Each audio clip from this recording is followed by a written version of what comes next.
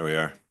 Call this meeting to order. Thank you, everyone, for being here. I know we've got a full room, and I think I almost can guess why, and that's kind of exciting. Welcome to the study session for today, December the 1st, 2025. For the record, all members of council are present, and all members of staff who are indicated to be here are also present. So thank you, everyone, for being here. Our first item of business this evening is an oath of office. The oath of office is administered by our city clerk.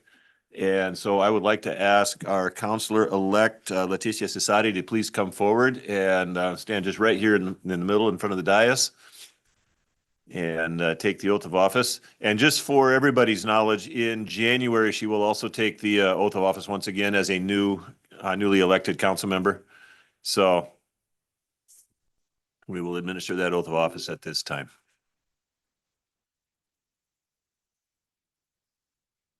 Just so you guys know, 2001 is his campaign shirt, my dad. And parents have every right to be extremely proud, so. What do you mean this?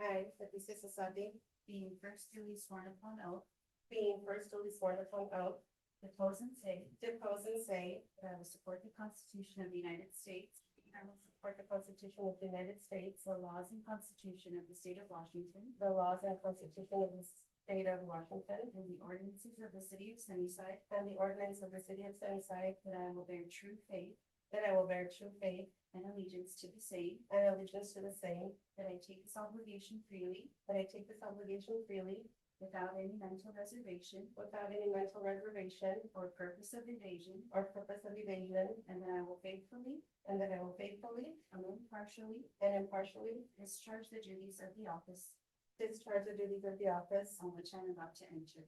and on which I am about to enter. So help me God. Perfect. Congratulations.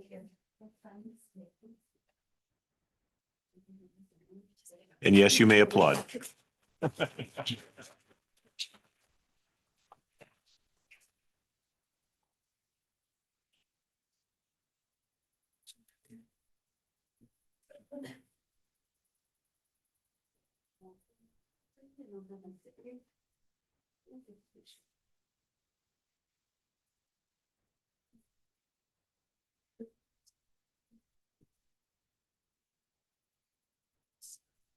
Some pages left in.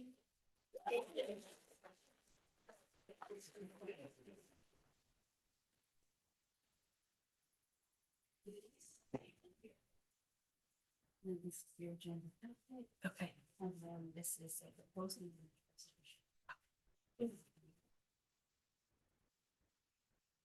Counselor, we'd like to welcome you aboard. As you can tell, the view is quite different from this side of the table. It is. So welcome and congratulations. And yeah, Thank you. jump on in. Next item of business, agenda approval. Council, we have been asked to amend the agenda so that we can add approval of a resolution amending the Sunnyside City Council Rules of Procedure. Only item 8.3. And that's something that we talked about at our last meeting. And our attorney has asked that we approve at least that part this evening. We don't have to approve all the changes that we have suggested to the rules of procedure, but she has asked that we approve that so we can get that section approved and move behind us to be in agreement with the legal settlement that we have made. So that's the one change that we'd like to make to the agenda. Is there any other changes that council members would like to make to the agenda? Seeing none, what is the desire of council on this item? Move to approve. All right, motion by Councilor Hart, second by Deputy Mayor to amend the agenda as stated. Is there debate on this item? No. Hearing none, then. Councilor Hart, Yes. Councilor Vasquez, Yes. Councilor Fausto, Yes. Councilor Ripley, Yes. Councilor Cesati, Yes. Deputy Mayor. Yes. I too vote yes. Motion passes. All right. So because our attorney is on the Zoom call, we're going to move this item to the beginning. So Mr. City Manager, I'm going to let you take the lead on this one. Yes, the resolution. Have the staff introduction. If we could do that first. Oh, you want to do the staff introduction first? Yeah, you can do that. All right. Sorry, guys. Okay. So Approve this. we didn't approve it. We approved adding it to the agenda. You're right. Okay, so we're going to do the staff introduction first. We have two new staff members here this evening, and I'm going to allow our city manager to introduce his two new staff members. So, go Okay. ahead, sir. Well, I will have their directors introduce them. Monica Hofstetter, would you introduce your new employee? And we ask that you, yeah, please come forward and This is Kim Newton. She's our HR generalist. Good evening. No. hello. And we'd like to welcome you. Come on up and greet each of the council members if you like and kind of get a feel for who we are. And Unless you're scared. yeah, We met earlier. Hello. Nice to meet you. I hope we would all have had a chance to meet you, but yeah, formally, It's nice to meet you. welcome aboard. Thank you. So the position of HR generalist has been one that we've been trying to fill for some time, and it's very nice to have this position filled. We look forward to working with her in this position. I had a chance to talk with her a little bit, and she, to me, she seems very competent. So I'm excited to have her on board and looking forward to what she's going to be able to do with us. So, and then continue, sir. Mr. Mejia, would you introduce your current but new employee? Yes. I'd like to guys to introduce you to Omar Rangel. He's been with the street department and now he will be transferring over. He's our new building inspector. He'll be helping out Corey. Very knowledgeable, very excited to be with us and helping us out with this new building. Making that department grow bigger and better, much as we can. So this is Omar Rangel. Hi. You. Hello, Omar. Come on through, sir. We'd like to greet you as well. Congrats. Welcome to Sunnyside. Hi. I believe I've seen you out there on the street somewhere. Happy to have you in there. We're looking forward to. Well, not like. Well, it's always exciting to have new employees come in. It's also exciting to have longtime employees advance through the ranks, and it's good to see Omar moving up. So wish you the best and thank you for taking that position, sir. All right, then next, the resolution for the changes to our rules of procedure. You want me to take that? I'll take it. Okay, go ahead, sir. We'll let the city manager Well, go. and I'm just going to turn this over to our attorney, Julie Norton. Oh, okay. Ms. Norton. Good evening, everyone. So I know the council's in the process of amending the rules of procedure on a kind of a larger scale basis. But in order to enable plaintiff in the Fernandez matter to dismiss the lawsuit against the city and the mayor, we need to change Rule 8.3 as soon as possible. And so since you only have one more meeting left in the year, I became worried that maybe with so many changes, it wouldn't get adopted quickly enough. So the recommendation from Ken Harper, who's the attorney that handled this on behalf of the city and myself, is to just adopt 8.3 so that we can get that piece done with, to remove the unconstitutional language, and then you can continue to work on the changes to the rest of the policies. This is the same language. The language in this resolution is the exact same language that you saw last week when you considered the full rewrite of the rules. So you've already, as far as I understand, reviewed it, and the opinion seemed to be that you were comfortable with this language. So we'd just like to see it approved now, and then work it into the policies later. All right, thank you. Council, any comments or questions on this item or questions for Ms. Norton? Ms. Ripley? Yeah, can she explain what needed to be changed in this? So there Roughly. was language in your existing rule that talked about public commenters could not make personal or impertinent remarks. And that treaded on a constitutional line because it regulates content. And so by the First Amendment, we can't regulate content of speech unless it's something like hate speech or whatnot, but we can regulate disruptions. So the revisions were intended to make sure that we don't lose the ability to regulate comments if they're creating disruptions, but that we take out any language regarding content of speech. Thank you.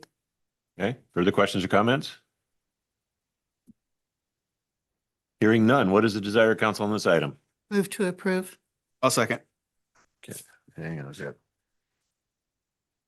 Find a place to write that. There we go.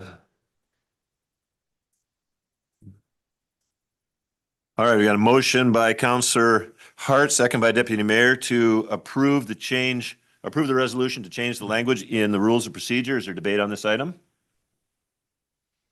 All right, hearing none.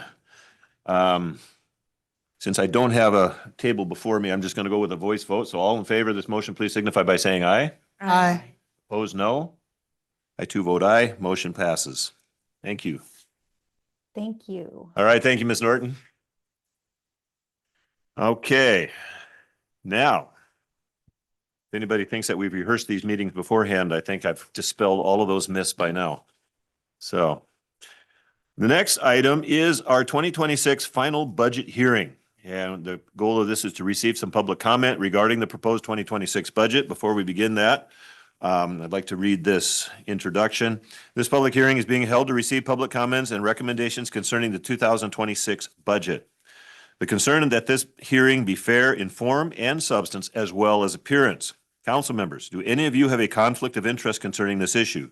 Do any of you stand to gain or lose any financial benefit as a result of the outcome of this hearing? If your answer is yes, please speak now.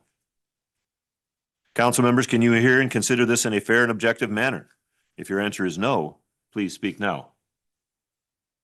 Audience members, is there anyone in the audience who objects to my participation or any other council member's participation in these proceedings? If there are objections, please approach the microphone, state your name, city of residence, and state your objection. The time is now 6:12 p.m. The public hearing is now open. City manager will provide a staff report on this item. Mr. City Manager. Ms. Hofstadter. Ms. Hofstad. I provided a couple of items.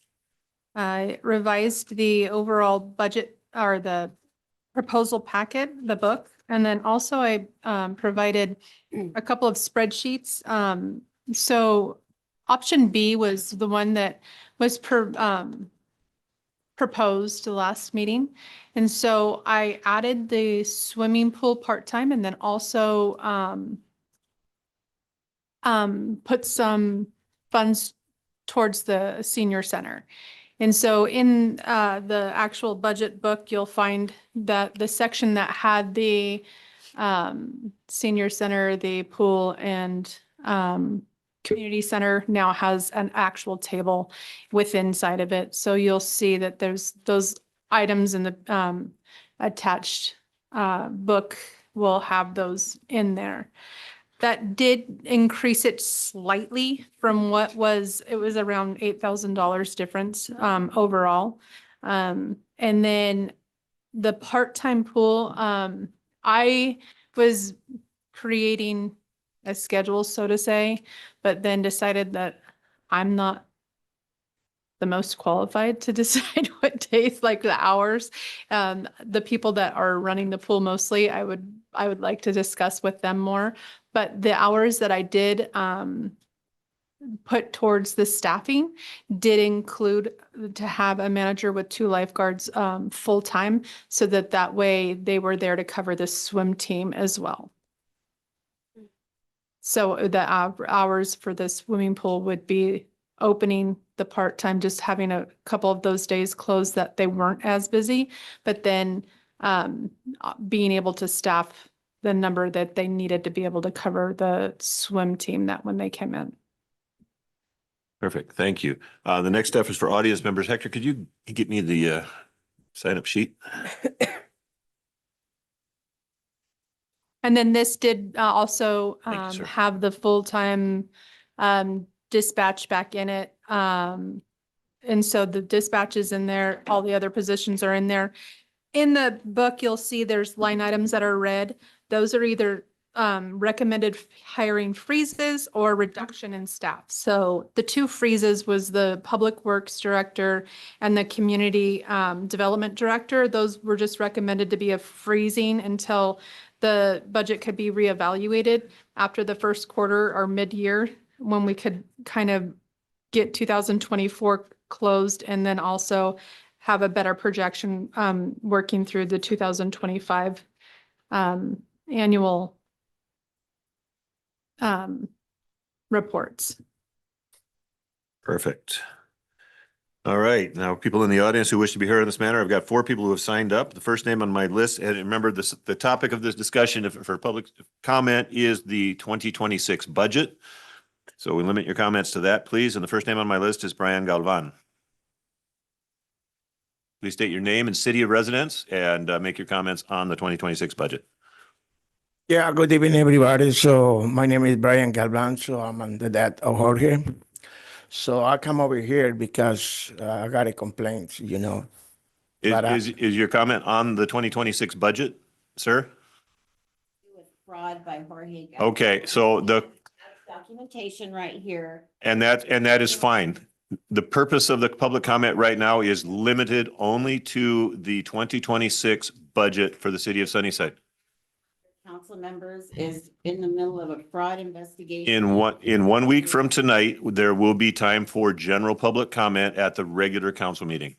The public comment for this meeting is limited only to discussion of the budget for the city of Sunnyside for 2026. So that's for next year's budget. Your people need to know what this man has been. And that is fine. And we will certainly welcome your comments 1 week from tonight at the city council regular meeting. Okay, we have to limit the public comment to the topic of the budget tonight because it is a public hearing on the budget. So, Council that they're part of the budget, I guess. You probably don't want him. ma'am, it's not open for discussion at this point. Our comments are limited only to the budget discussion this evening. Okay, that's as far as we can go. So I'll ask you to come back next week for the general public comments, and you're welcome to make your comments at that time. Okay, you may do that. I encourage you to do that. Thank you. And the police gonna wait for me in the parking lot and tell me That's- to leave, right? And I don't know. Because that what they did it to me right now. I don't know, sir. You'll have to talk to Oh. the police outside. I Okay. have no idea. Okay. Sorry about that, folks. So the next name on my list is Sharon Dolan.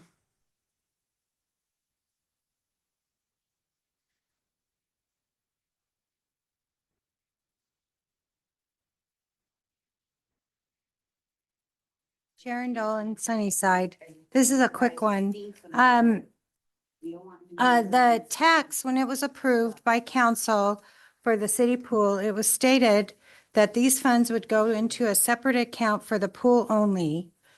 And the previous city manager and the previous finance person, did they set this account up? And I was wondering if those funds are in that account at this time. Thank you. Okay, did you want to answer that question? So it stays in the same bank account. In our accounting system, the swimming pool tax funds are line itemed out and within its own fund account, and those have been reconciled into their own fund account and were applied to the swimming pool funds for the fiscal year of 2025. So we are able to pull those out and report on those if the public is interested in seeing that. Correct. Okay. Very good. Next name on my list, Britton Moore. Okay. She has decided not to speak, so thank you. Is there any other people who wish to speak on the topic of the 2026 budget? All right, council members, any questions or comments on the 2026 budget? Deputy Mayor. So on option A and option B, is the senior center and the pool added on both of the options? So what I did was I took the option B and then I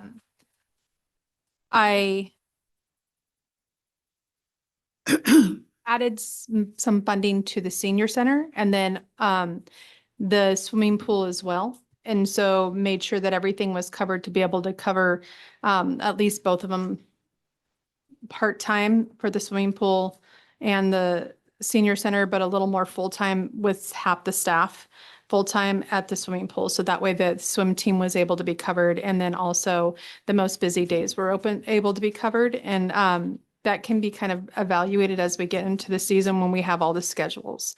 That was the new spreadsheet that was provided for the council for this evening. I'm not sure if you got a copy of the new spreadsheet, but that's the new one that's attached. That was the option B that was selected by the council as the majority of, that's what was felt that was the best option. So that's the one that I had revised, and I kept everything else the same, with just being able to go through those line items that was requested and making sure that everything that was requested was able to be put in there. In the spreadsheet, is that the one that was emailed to us earlier today? Correct. That was the one? Yes. Okay, and then if I may, Yes, sir. you said that the dispatching is also funded in both of these So options? right now the dispatch is in there 100%. And so it was kind of mentioned that before, if there is that option, that we might have them allocated to a third party, then we would revisit that when the time came and do a budget amendment. But it would be good to do a cost allocation with those things to see if the savings is worth having that third party or not. Okay. Further questions or comments? Counselor Hart. Yes, I know that you said that you allowed for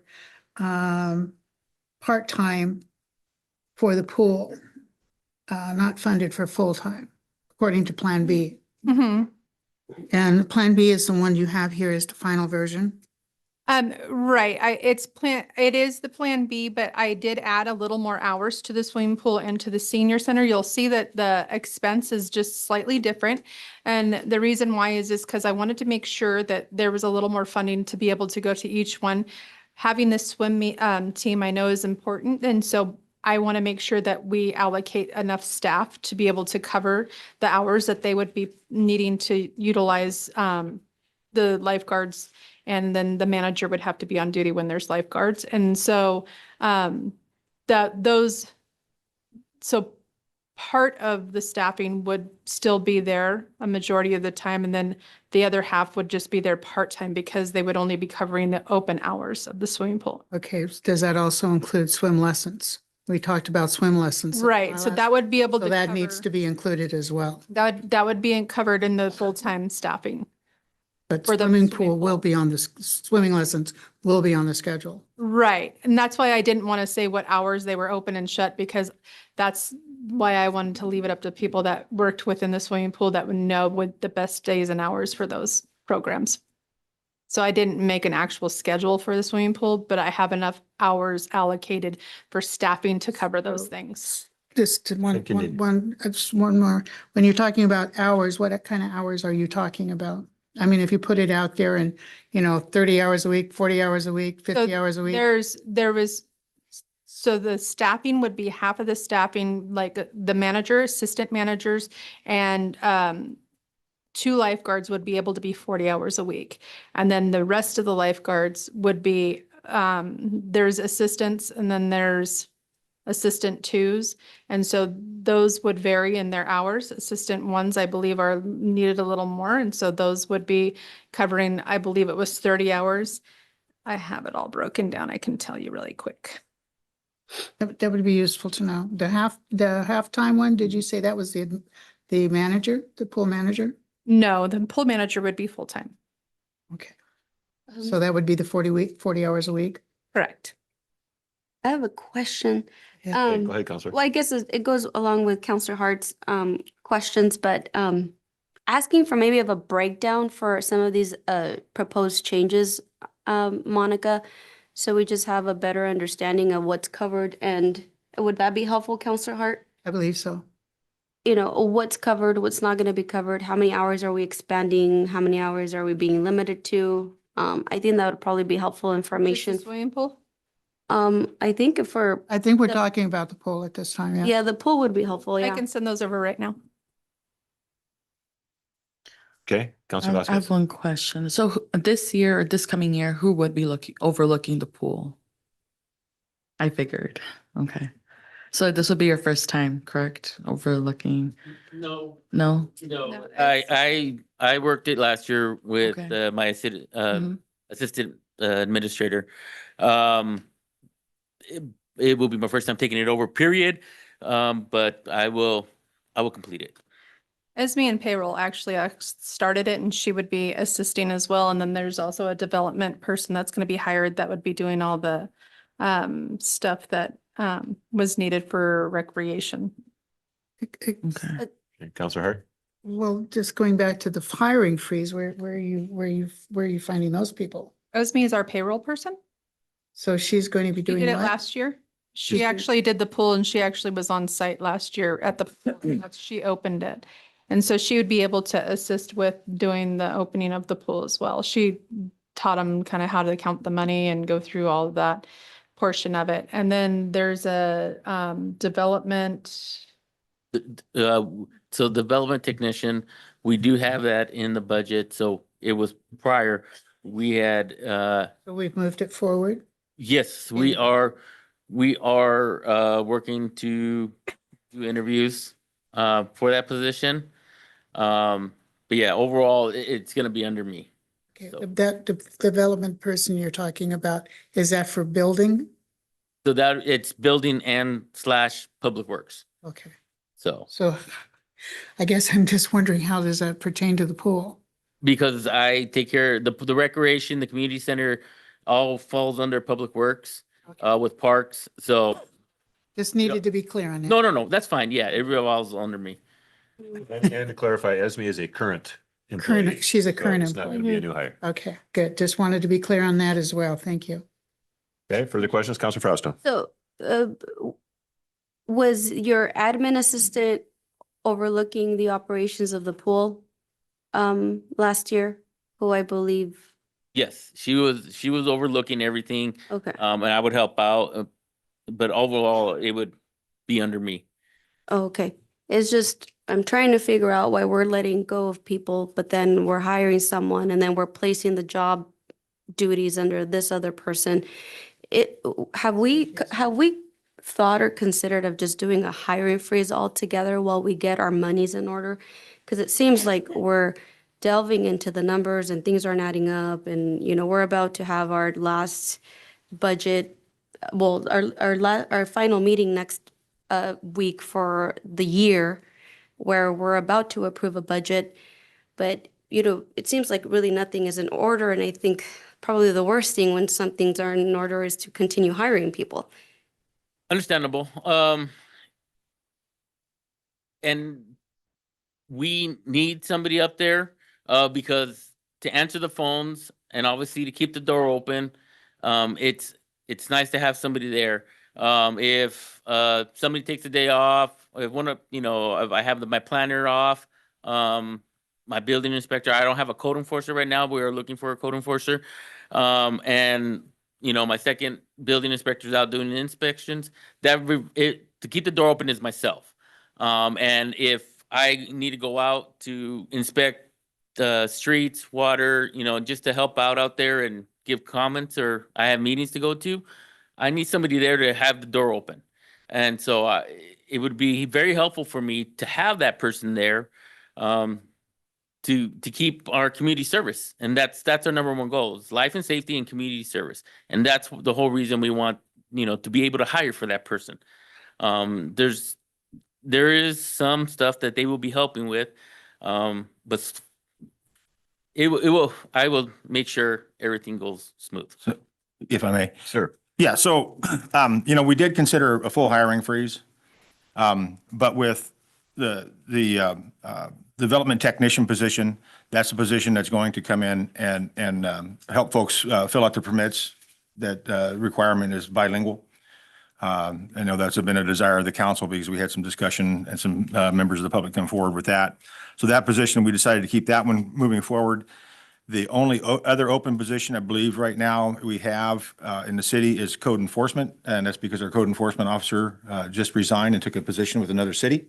And so we have an open code enforcement position at this point in time. The rest of the positions, I believe, are frozen. I think the only other discussion we may have still is on the animal control officer, if the desire of the council to move forward with the animal control officer. So. Okay, does that help, Counselor? Sort of. Okay, I have to say, I understand the counselor's confusion on that one too, because we're on one side, we are letting employees go. In another area, we're not hiring anybody, and now we're talking about hiring. And so it does seem a little bit confusing unless we can explain that and make it make sense. Is there the possibility of moving people from one position to this position that we're thinking about hiring, internal shift, as opposed to letting somebody go? We can move somebody in and take, And we recently just did that with the position with the fire department. We moved a person from the finance position up front at the front counter to handle Chief Holbrook's office receptionist position over there. So that position, he had we're not backfilling the finance position. So that position is going to be open, froze, eliminated, whatever the desire of the council is. We're not planning on filling it. So yes, we have looked at that. okay, yeah, I'm just trying to make sure that we all understand completely what is proposed in our budget. Further questions or comments from council members? I have one. I know we talked last week, Ms. Hofstadter, about the city perhaps needing an injection of funds during when the bond matures in March and then later on in the year again. My concern is that that kind of resembles discussions that I remember having in 2023. And in 2024's budget, we had some struggles. And I want to prevent that from happening because in 24, we had the dismissal of the city manager. We had a chaotic year. Our finances, because of that, a lot of the things that we had planned to do, things that we had meant to do didn't happen at a timely manner, or if they did happen, council somehow did not get informed about that. I want to prevent that from happening again. I do not want to see 26 to be a chaotic year. I know that sometimes we do have to have an injection of cash into the general fund to keep things afloat. What do we have in place to prevent another chaotic year? So I only was proposing the March. September, it shouldn't be needed. As long as things are budgeted and stay on budgeted correctly, September, you should be able to reinvest that second million.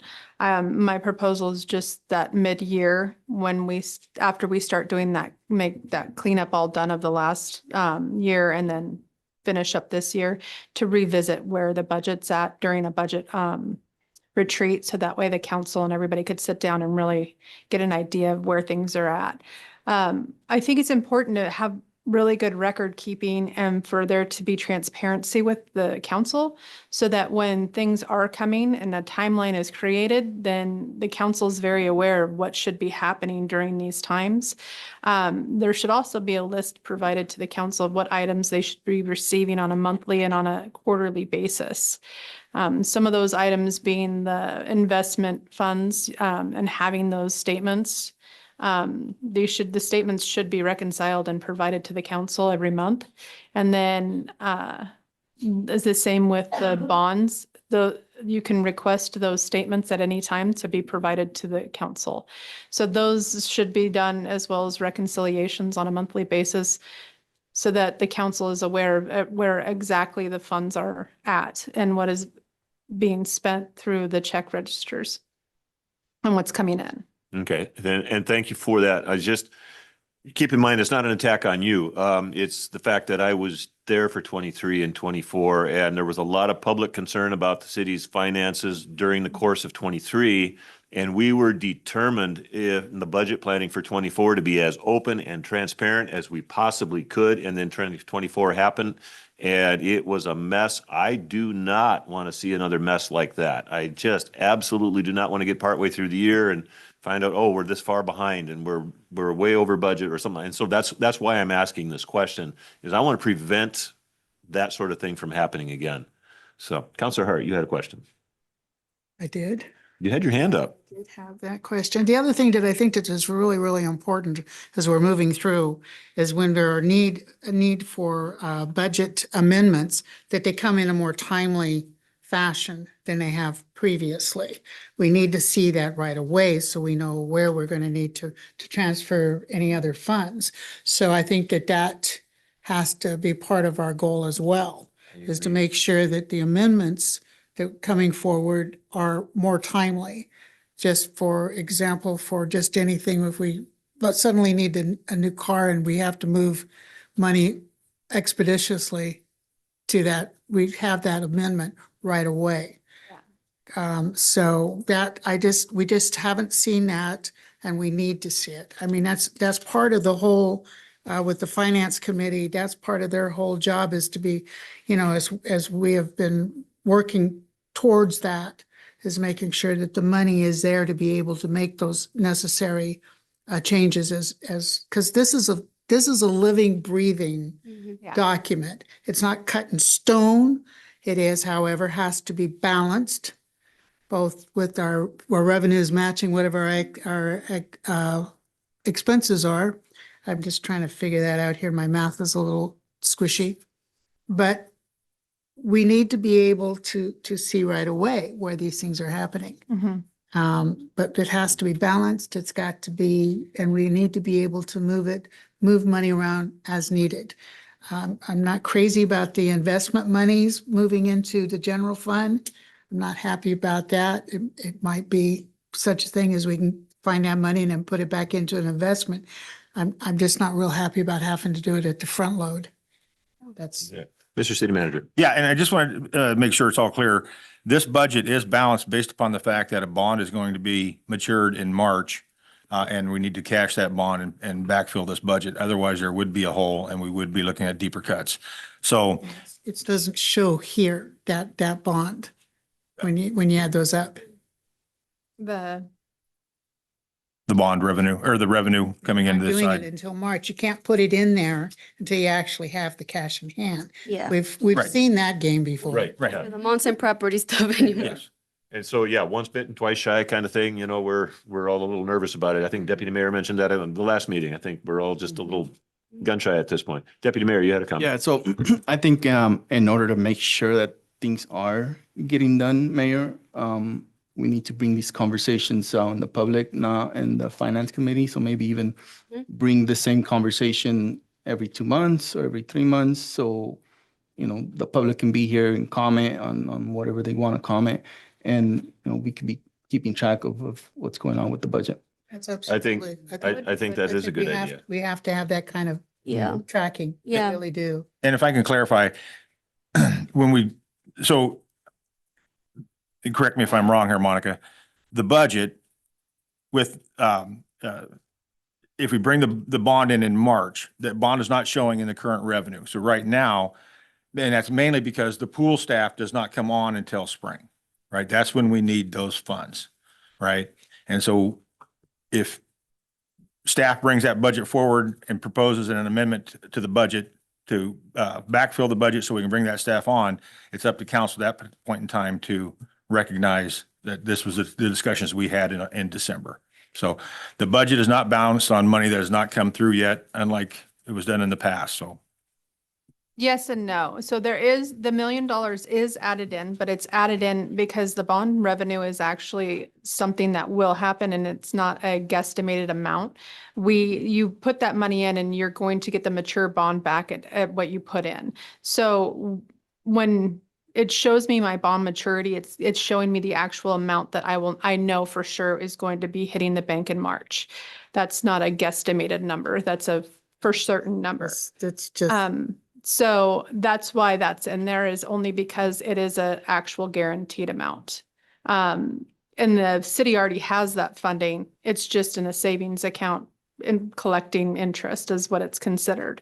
So that's why I speak with the investment firm and we go over these things so that way I know when and how they would reinvest the funds, or if, you know, these are coming mature or not. Having those statements pulled from them is why we need those statements, is so that you can see when the bonds come mature and when you can reinvest those funds. So they're not just, because when they become mature, they go into the bank account and they're sitting there. And so if the council doesn't know they've been, you know, released from the company, because the investment company doesn't hold them, they will release them and they just automatically go right back into our bank account unless you tell them to reinvest it. And so that's why it's important to have that information. I guess I'm just trying, I'm sorry. Counselor Hart. I'm sorry. I guess I'm just trying to figure out where under revenues that $1 million is. Because that's where it would be, correct? It wouldn't be under beginning balance. It wouldn't be a transfer in because there's nothing there that shows a transfer in that's $1 million. So No. where is it under revenues? Under it's just bookmarked that's going to be coming in under an investment. So it's in the not general, so fund. it's not bookmarked here. In that, it's under the revenue and the general fund. Okay, that's what I'm looking at, is the general fund. Where Revenue. is that bookmark? It's it's inside that 17 million. That's for the general fund. Okay, and well, just, It's added inside of that. okay, so do you have that all separated out? Is that what all these numbers are down here below? You know, general capital projects, payroll liability, street fund, et cetera. Which one of are all those? different fund accounts. Exactly. So the $1 million you're saying is in the 17 Correct, in the general fund. in the general fund? But it doesn't, where else do you show that? So it's it would be held inside of the investment revenue in the general fund. And so right now it's just bookmarked in there to be released in March. I think, I'm sorry, I think Counselor Hart, I'm not trying to speak for you, but I think she's trying to get at where is the explanation? Because if we see 17 million here, we're talking about the bond, we have no idea It doesn't tell me that bond. it's, I mean, unless you understand this differently. Well, I guess what, Do you- if- do you- if Go I ahead, can- Deputy Mayor. I guess what she wants to see is, okay, we get so much in property tax revenue, so much in other revenues, and then the bond, you want a line by line item of the revenues Yeah. that add up to that 17 million. That's right. Okay. That's where I'm having difficulty. Yeah. Right. Exactly. Thank you. And so It's in just, the, again, we're just been shot here in the foot Right. several times. We So- just don't want to be there again. in your budget book, This, if you look on page 2, it starts breaking out all your different taxes and all the funds and how they come in. The line item that's not in there for the interest is where the $1 million is that would come in at the time in March. So all of it equals up can you hang on just a minute till I get to that page? I'm trying to. page number 2. Mayor, Deputy Mayor is trying to show me. Page 2, I'm looking at page 3. You can look at mine. Okay. I think you're missing your page. too. That apparently so. Oh, Wait, there it there it is. It says page 2 behind page 3. Okay. If you would again, please, I'm sorry. No problem. I do really just want to know for sure what we're doing here. Yeah. So if you look at the revenue, you'll see it broken down for property tax, sales tax, the natural gas tax, utility tax, other miscellaneous tax. So all of those will add up and it will be $1 million shy. The $1 million that's not within any of those funds is going to be the $1 million that's sitting right now in your bond revenue that will then be released in March. That's going to be your interest. The reason also is because that monies has to be borrowed from the other funds that it needed to be allocated from. And so I have to be able to release that to the general fund, and come March, I'll need the council's approval to create like a loan to the other fund accounts to be paying that back. One of the suggestions I would also make is that because the revenue for the enterprise funds has been subsidized by the general fund, I would also recommend maybe seeing how much money has been subsidized by the general fund into these enterprise funds and seeing if that payback can balance out. So I'm doing a little more figuring with some of those funds that have been carrying those enterprise funds. That's why we kind of boosted up the enterprise funds right now, is because the general fund's been having to carry it. Well, there's some amounts that we might be able to say, that we can feed back into it. Okay, I'm just looking now. I'm looking for where it says enterprise. So enterprise funds are going to be your public works. Those are your water, your sewer, your stormwater, and then EMS. So those are your enterprise funds, are funds that have a revenue that support itself. I'm glad you're going through this because there's some, I think, here in the audience who are about as we want everybody to understand this, Yeah, because no, not totally. everybody does. And so that helps knowing what an enterprise is by saying that it's water, that it's Yeah. sewer, that it's An whatever. enterprise fund is going to fund itself. And so those are the ones that create their own revenue. Mhm. And so they should be able to create a revenue that's going to sustain itself. You don't want to be profitable off it. You want it to just be able to sustain itself and to be able to forecast any needs. So if you know that things are coming up, capital expenses, you're going to want to project those funds to be covering those expenses. Okay. Thank you. I think I may have more. Okay. All right, further questions or comments? All right, there being no further comments, this concludes the public hearing. Actually, I had a Go ahead, final Counselor one. I know, Fausto. I'm sorry, I'm like that person. But could we talk about the 5% utility increase that has everybody talking on social media? And I've gotten, many questions about it. First question is, have we done a complete utility tax rate audit to make sure that this increase has a backing? I mean, it's 5%, and I think it's a huge load on many of our constituents. Many of us who pay utility rates here on the dais too. I know at one point, remind me, I think it was still Jameson Horner who was here. We were talking about doing some sort of like equity, assessment around utility rates, and where I think commercial establishments, bigger type of industry was going to be paying a bigger share of the utility versus homeowners. Is that something that we have also, that we're considering to continue exploring moving forward? Because this 5% is a lot. We already put 2.5% increase just this year alone, which is about a sunset in December. So Counselor, one of the things that we've talked about over the years is the way we bill for our utilities. For the one thing, historically, we have charged less per unit the more water people use. So you'll pay more if you use less per unit. And then as you use more and more and more, you get a lower rate. And there have been counselors, and there's been a fair amount of discussion, this was some years ago, about flipping that around to where the people who use more water actually pay more to encourage them to maybe use less. We've got some industries that use a great deal of water, and so they get this discounted rate. Well, that's nice and everything, but what about the members of the public who end up paying a little bit more because they don't use as much water?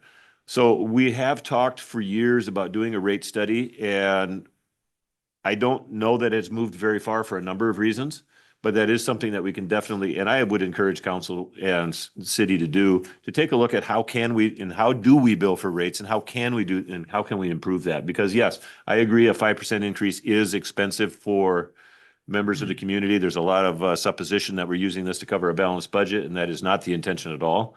It's to cover cost. Yeah. Costs continue to go up for us as well, and we have to cover those. We can't operate at a deficit. So it's not going after funds that disappeared. It's going after just keeping things flowing. So I don't know. With stormwater, we did do a rate study to where we were able to actually split the commercial and residential. So residential rates for stormwater will go down, and then the commercial is going to actually start paying their fair share, and because they have more hard land, They generate more traffic. yeah, and so that we did change.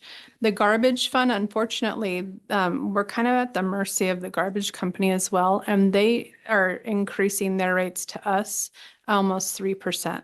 So I don't really, when their rates increase, we have to increase as well, because we're paying a third party for those rates. And I believe that's something we're going to be looking into is other sources to use. In the first quarter, we can do a rate study and see where we're at. And if we feel like we need to lower our rates, we would we can do so. Again, we want to make sure that the enterprise funds are sustaining themselves, not making profit. So if it looks like that it's generating too much money, then the rates should be coming down. So in that first quarter, you'll be able to see if the rates need to come down. So so it's kind of a month behind. So once that March bill starts coming in, then we'll know in April when the bills are paid for March, where we're at.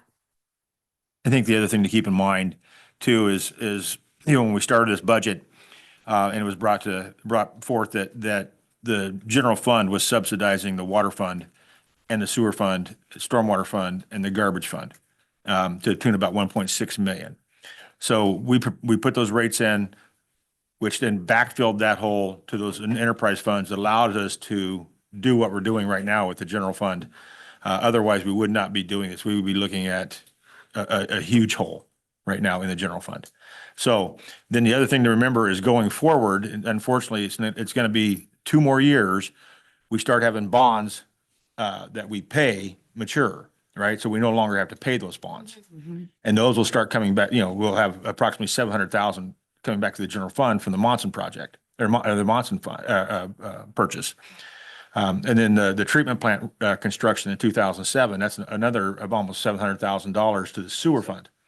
Yeah, in 27. Well, we still have payments in 27. They're not full payments, but we'll see the full result of that in 2028. Okay. So again, we got to get that 2 years out of the way so that we can get to those monies. But once those monies come in, we're going to be in a lot better shape. Yeah, Counselor Ripley.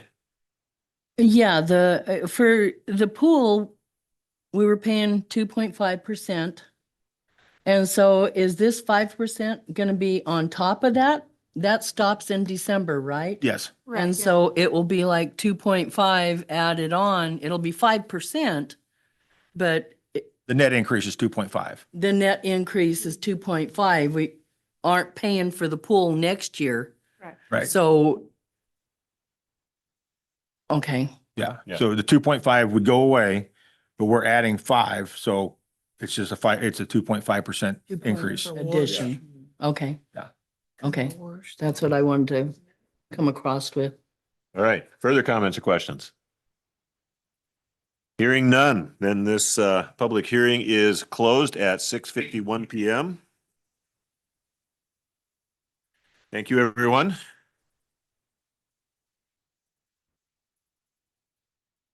The budget is the single largest project for city council every year, and it is always an ongoing challenge.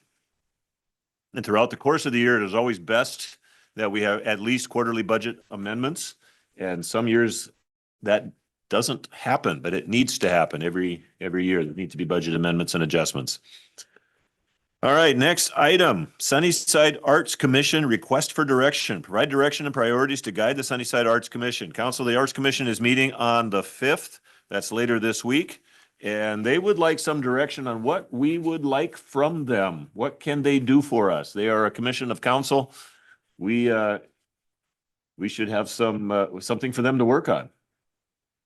And I know people have discussed a number of things. Councilor Hart has got some schemes with this 250th anniversary of for the US. And so what can we do with our Arts Commission? Who would like to speak first? Deputy Mayor. I guess I would like to hear what Councilor Hart has plans. That's why I was going to give it to her, but then your hand went up. And so I thought, well, okay, let's go ahead, Councilor Hart. Well, as it's called America 250, but we're going to be calling our project and working with the state project, Washington 250. You've probably been noticing in advertisements on television, a lot of different things that are going on for the 250. One of the things I'm hoping that the Arts Commission will be able to do is some actual art around, based on our history, the city's history. All the different diversity of the people who make up our communities. I was talking with the Sis Kennard, I believe it was Friday, No, it wasn't Friday, it was Wednesday, a little bit about what's going on with the museum and how we can be working with that a little bit. It's still kind of out there a bit, but we can still be doing some projects using the museum, I believe. But a lot of art, we have several people who are going to be on the art commission who are very artistic and have some artistic ideas in play. But I think, we have the one mural already downtown. I'd like to see us do some murals that are more permanent standing. We've had some that are kind of been moving through stages and stuff, but I would like to see us do some murals that are, that are permanent. So we can do those and kind of around that theme of our community and our diversity and the people who've come to settle here, whether it's from Holland or whether it's from what's that, Michoacan. That's just where. Or everyone else. That's where everyone else. And everybody in between, some of my family came from, were known as Pennsylvania Dutch, just only means they were German. But they were in Pennsylvania. Did you guys know that? Yeah. Pennsylvania Dutch? Oh, the history of the Pennsylvania Dutch is fascinating. It is, but anyway, but we have people here. We have the people who came here during the Dust Bowl and brought their families here, ended up working at Hanford. So all these different things, I think the Arts Commission can start putting together some sort of, maybe work on some oral history, work on some art, maybe be able to find some, plus the things that we talked about for the different 4 days, do a reading of the the Declaration of Independence, the all men, being created equal, and women and children too. Just like to throw that in there. But I think there's some projects there, and I know I haven't had a chance to really sit down and talk with the members too much. I know that Chase has got some good ideas going on. He's already doing some murals, and the other people who are on the board. So Jackie has talked to me a little bit about that, kind of keeping track of those, I think, when she talks to people. I've only communicated with them about scheduling the meeting. Yeah. So I haven't had any time to talk to them about ideas and what their thoughts are. During the first meeting, our agenda will have receive items from committee members, and at that time they can share any of their thoughts as well. And we are going to be having our first Arts Commission meeting on Friday at 2:00. That's At correct. City Hall. And then we are also been, in the meantime, we've also been reaching out to, or I have been reaching out to different organizations in the community, Rotaries, members, car clubs, just all the different kinds of service groups, the women's groups. And at one time, there were lots and lots of little clubs for every street, every road in the country, there was a club. And so they were always doing something, and they were pretty educational. They were educational clubs, most of them. It wasn't just for tea and cookies. They actually had educational programs, some of which were quite fascinating. I know this because I had to cover them. It's also known as chicken dinner news, in case anybody cares. But Councilor Vasquez.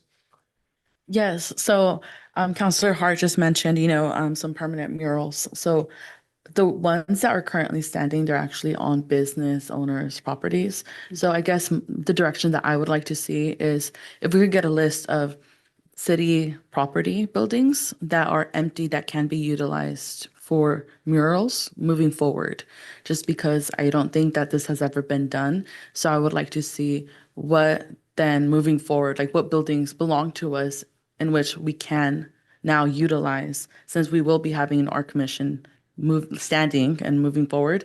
Well, first, let's kind of get a list of the buildings that are available.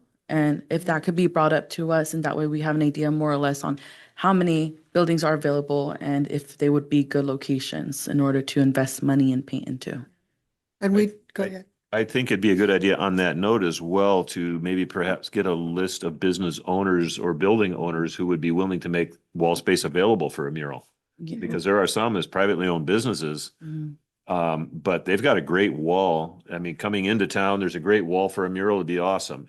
But yet we need permission from the owner of the building to put a mural there. So if they would be willing for us to do that, that would be fantastic. And so that would also open up some possibilities. So that's a great idea, Counselor. That's a really. And that would be nice, like collaborating as well with local businesses.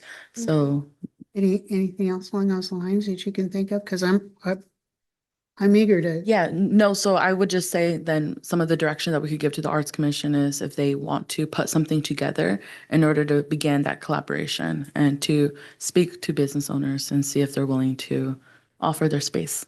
And I think another place might be a good place to start finding out where some of these buildings are that we might be able to do is talking with Corey over in building department. Yeah.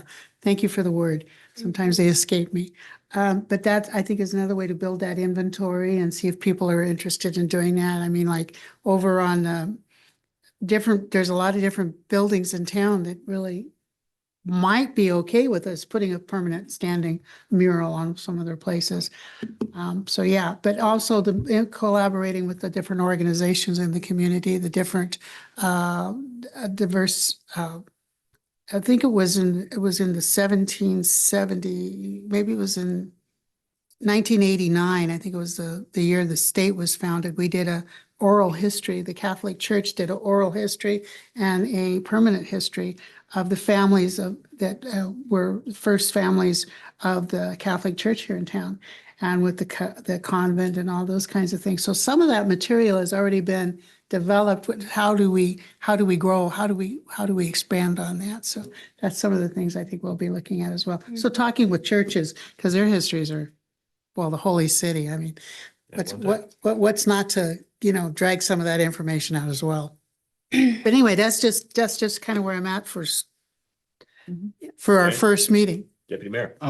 So I don't know how we are with graffiti problems recently, but maybe even those locations that do have a graffiti issue, put some art in there, or maybe even contact, or, I don't know how to contact the graffiti people, but, they get them involved, right? It's mainly youth that want to be artistic and put something up on the wall that makes sense for the city. So something along those lines. I think that'd be a really great idea. Fantastic idea. Councilor Fausto.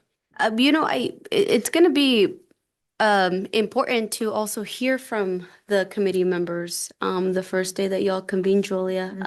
I have full trust that we have a diverse group that I'm sure has been in touch with community and has been in community and has been hearing a multitude of ideas from our constituents that they can bring forth and see what, what the community wants. Exactly. I do believe that we have we have so much culture to celebrate in this town.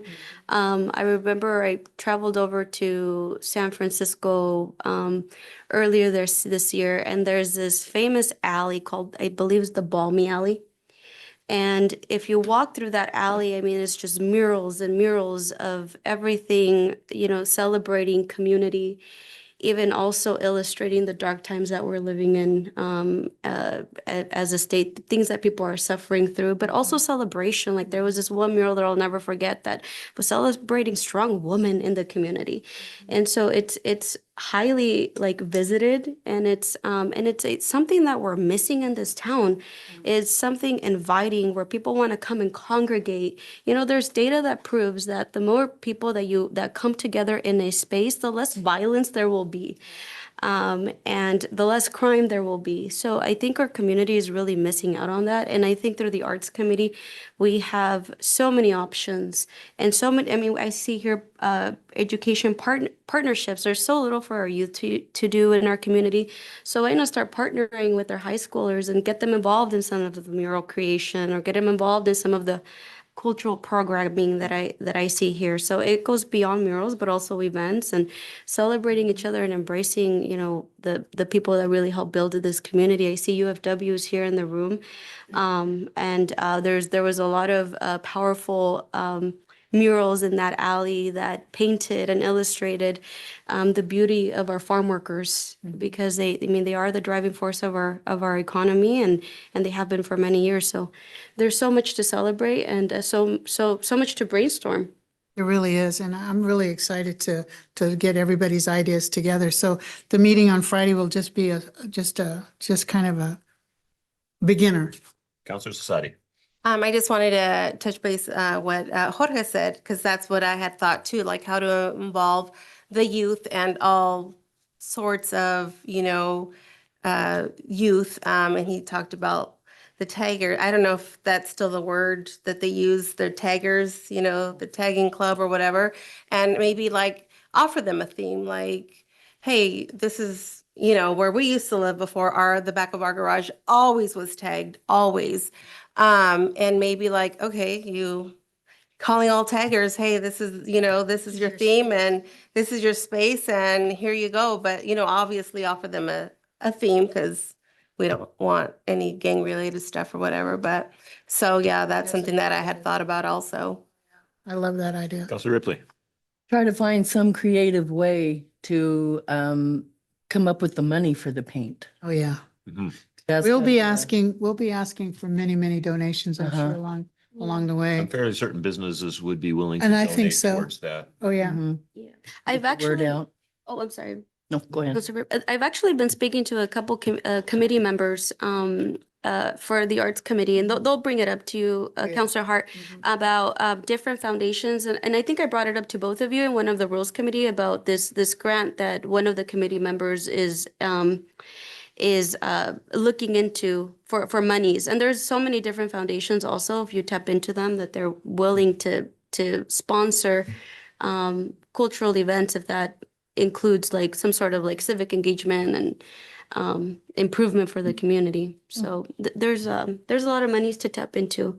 So you that we see how can this apply for. discussion goes with council, and we're not necessarily the artists in the community. And can you only imagine what is going to happen once the Arts Commission gets working on it? I look forward, Counselor, to your report next week, Monday, after your meeting, and sharing what that group has come up with, because I know we've got some talented individuals in there, from artists to musicians to everything in between. And so look forward to hearing about this. And A couple of actresses too. well, and so this is it's going to be fun. And I mean, it's got our creative juices flowing here in council. And I'm looking forward to seeing what they're going to come up with. So that is fantastic. I think you've got some direction for the Arts Commission. I think we do. We'll take that and thank. All right. Thank you, everybody. Item Appreciate C, your help. proposed land acquisition for fire department for facilities. Discuss a proposed land acquisition for fire department facilities. Mr. City Manager. Chief Holbrook. Chief.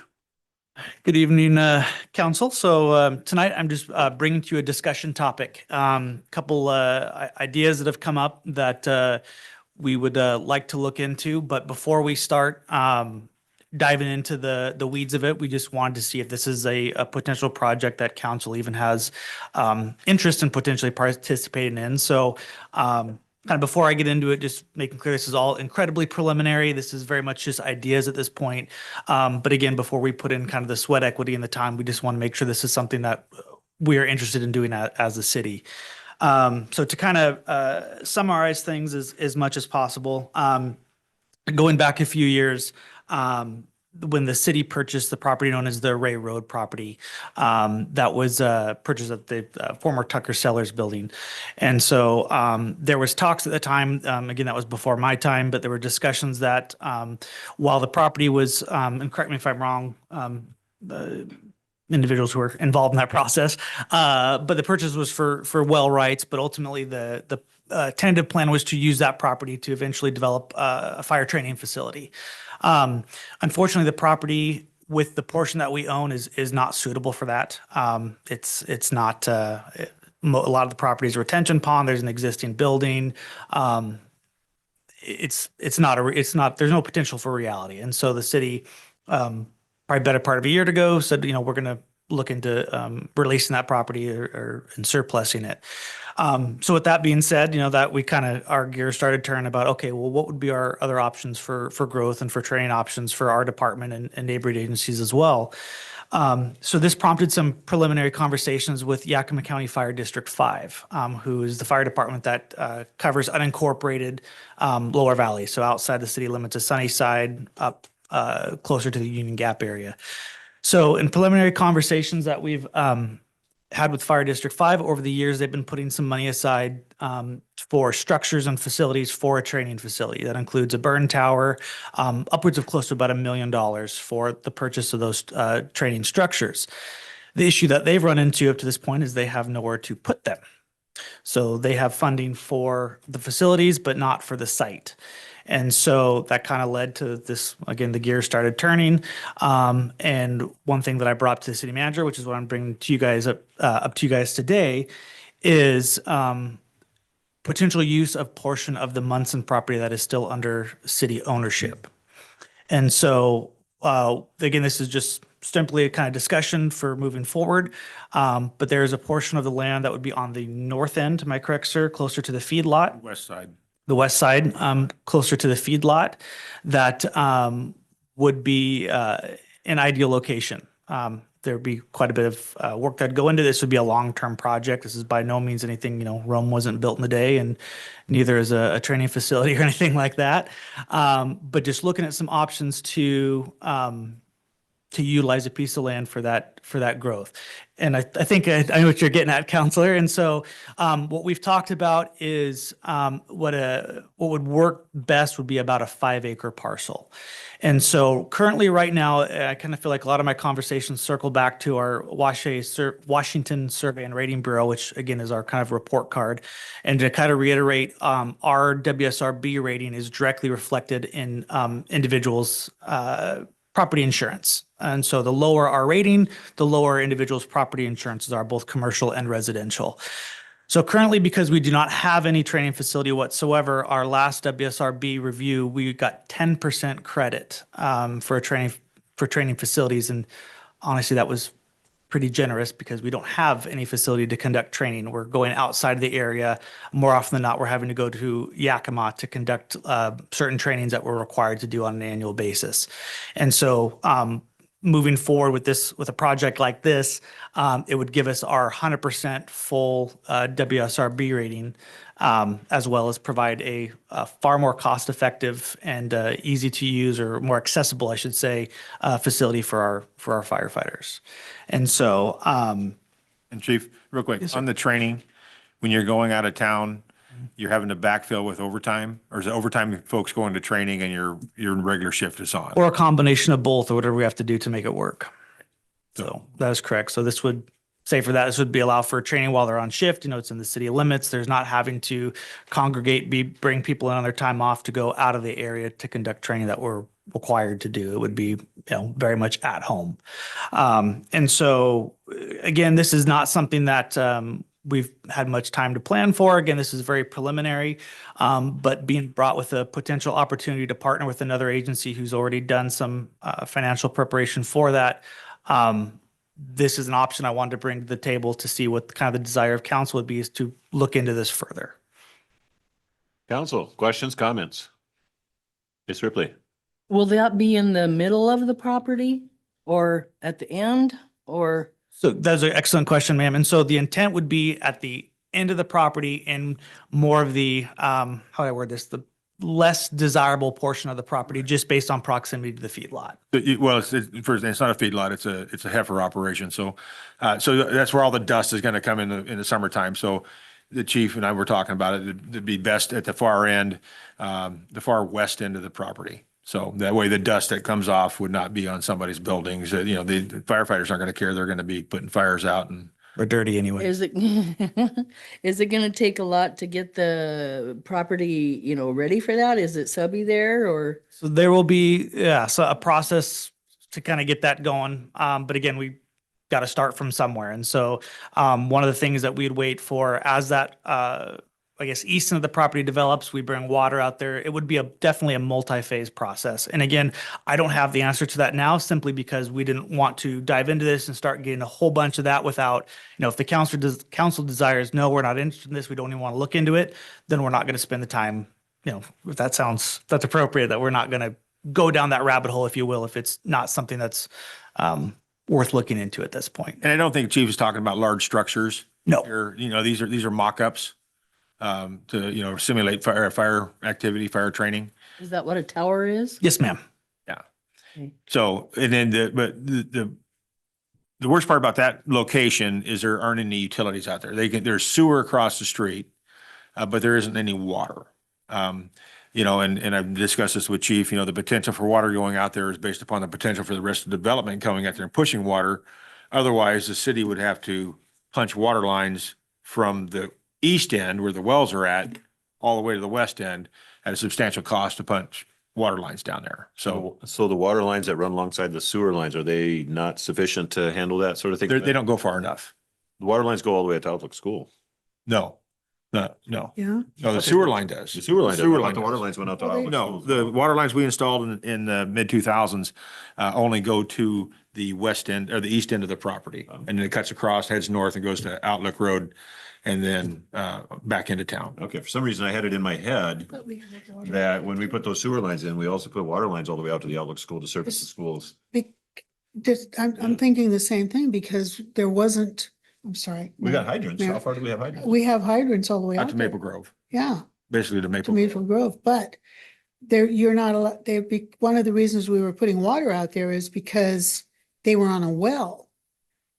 And they couldn't be on a well. They needed to be The on, school. Outlook School. We have not The provided, school. we do not provide water services to Outlook School and we never have. There's no infrastructure out there. The cities, we stop at, can we bring that picture back up, Jackie, real quick?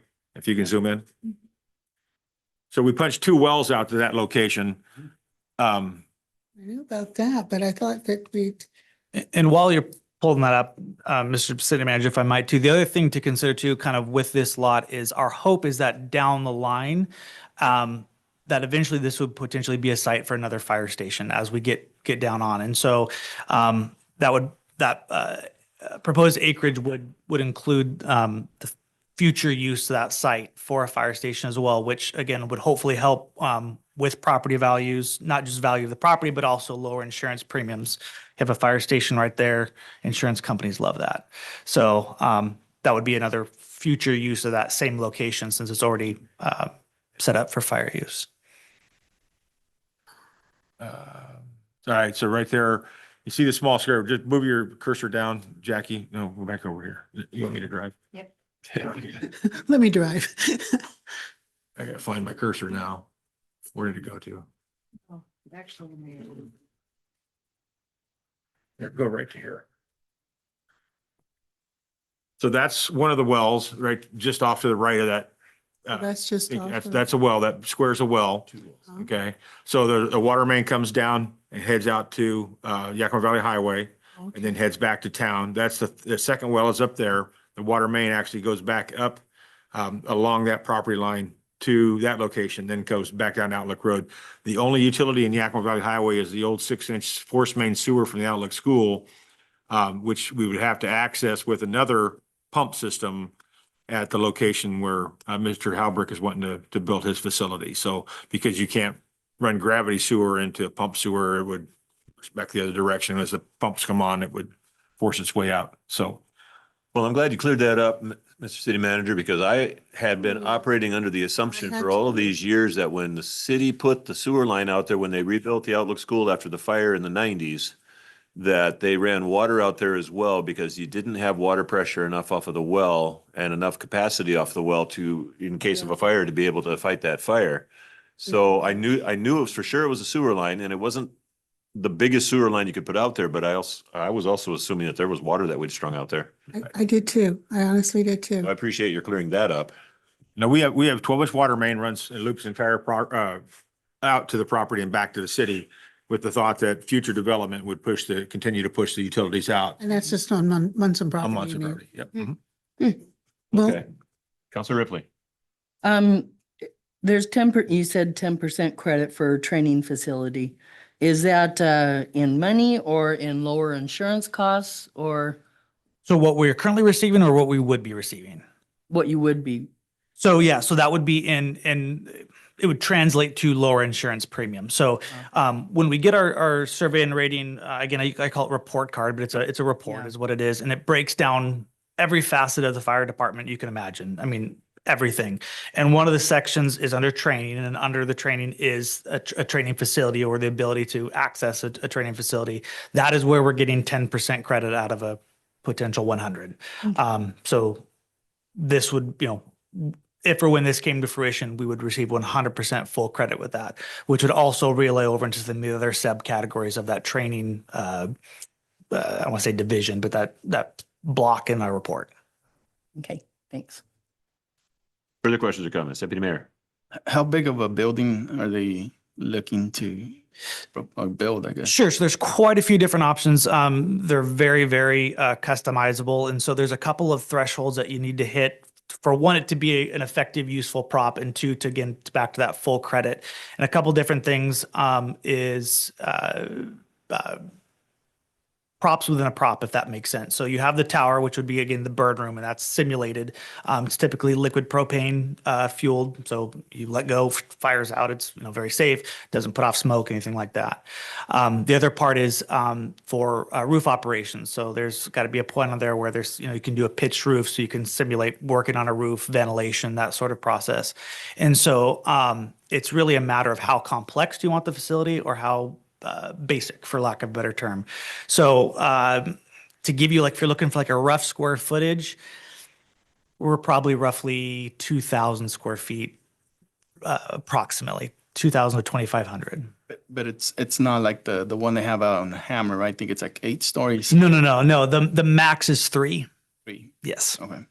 And those are not necessarily stories to equivalent to a commercial building. They're a little bit shorter. I don't have the exact height, but I want to say it's about 10 and a half feet roughly.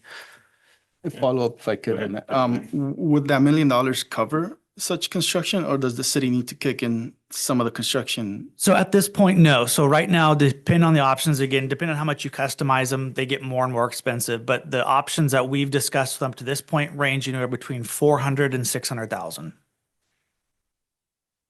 Is this a facility that's going to be used by other departments as well, or just by the Sunnyside departments?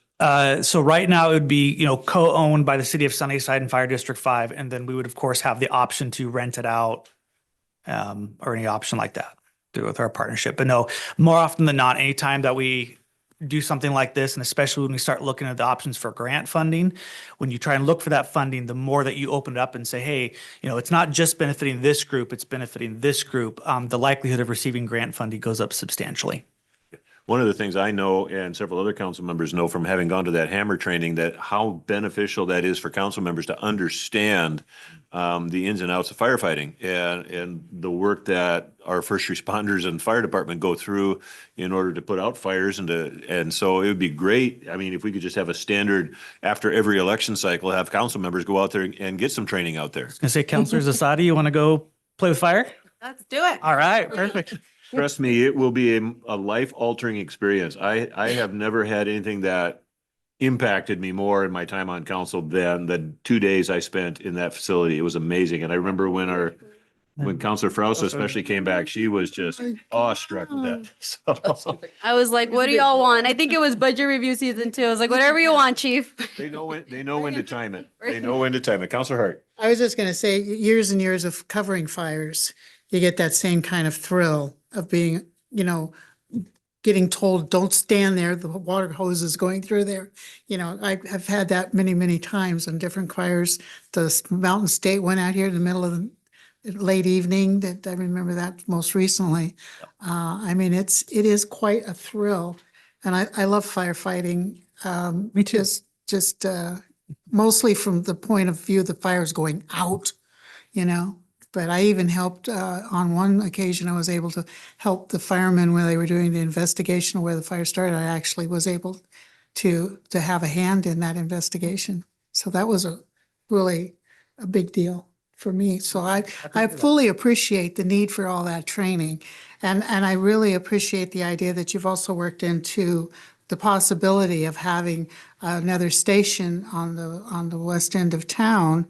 Of course, the original idea out on Ray Road was to have one on the east side of town to kind of help with dispatching to Grandview, because we were kind of trying to do some interagency firefighting that way too, and the training.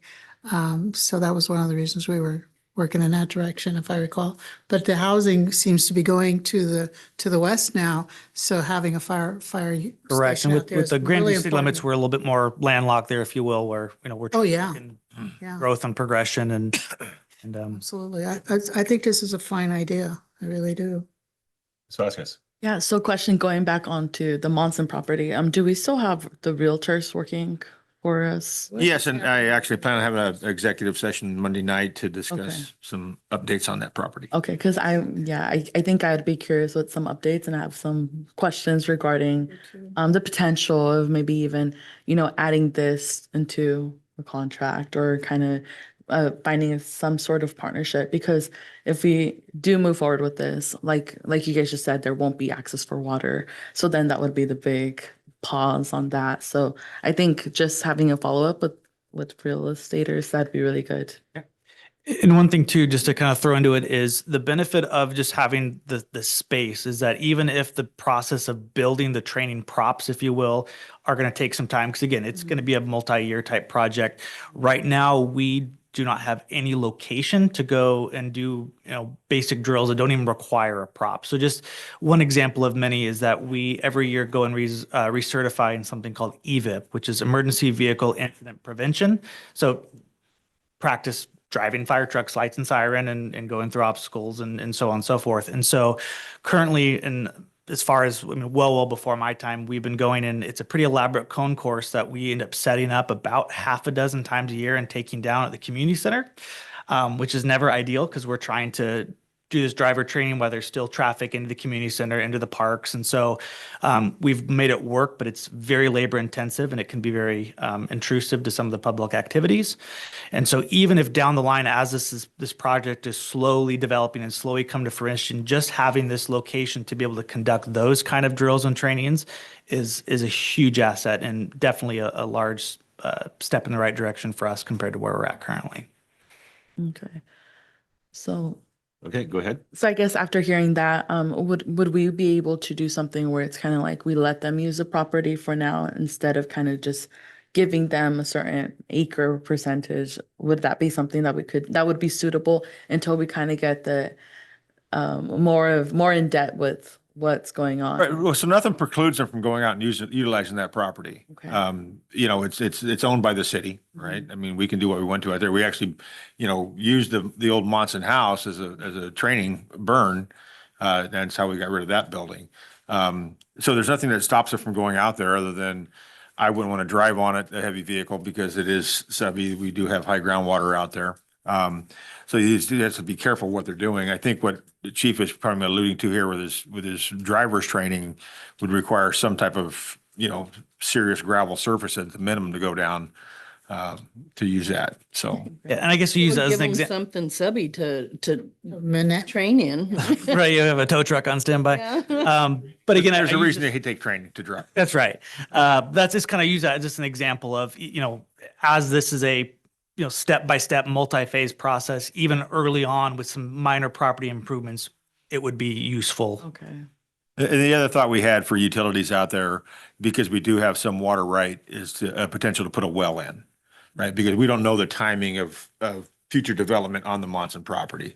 So if we wanted to move this forward, we could look at utilizing some of our water right to put a well in there, and not a big production well, but a well that would service enough water for their site, for drinking and bathroom facilities, and maybe a small reservoir if they needed water to store on site. So Well, to wash the trucks and yeah, for that it's stuff. going to be a little bit dusty out there. Further questions or comments? Deputy Mayor. Is there a timetable where I guess District 5 needs to use this money by?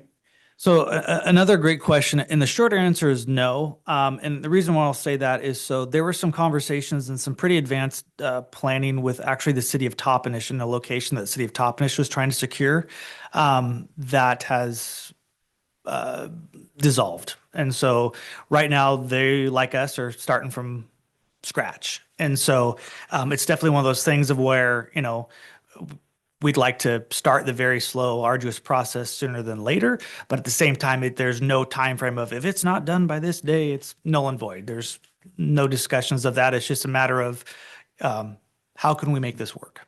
So I guess a follow-up comment to that.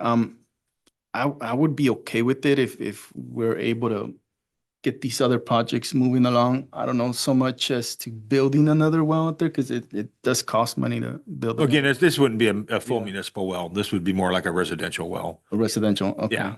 All right, but yeah, I mean, if we could get, some of these projects moving along, then yeah, I mean, I would be okay with a project like that out there.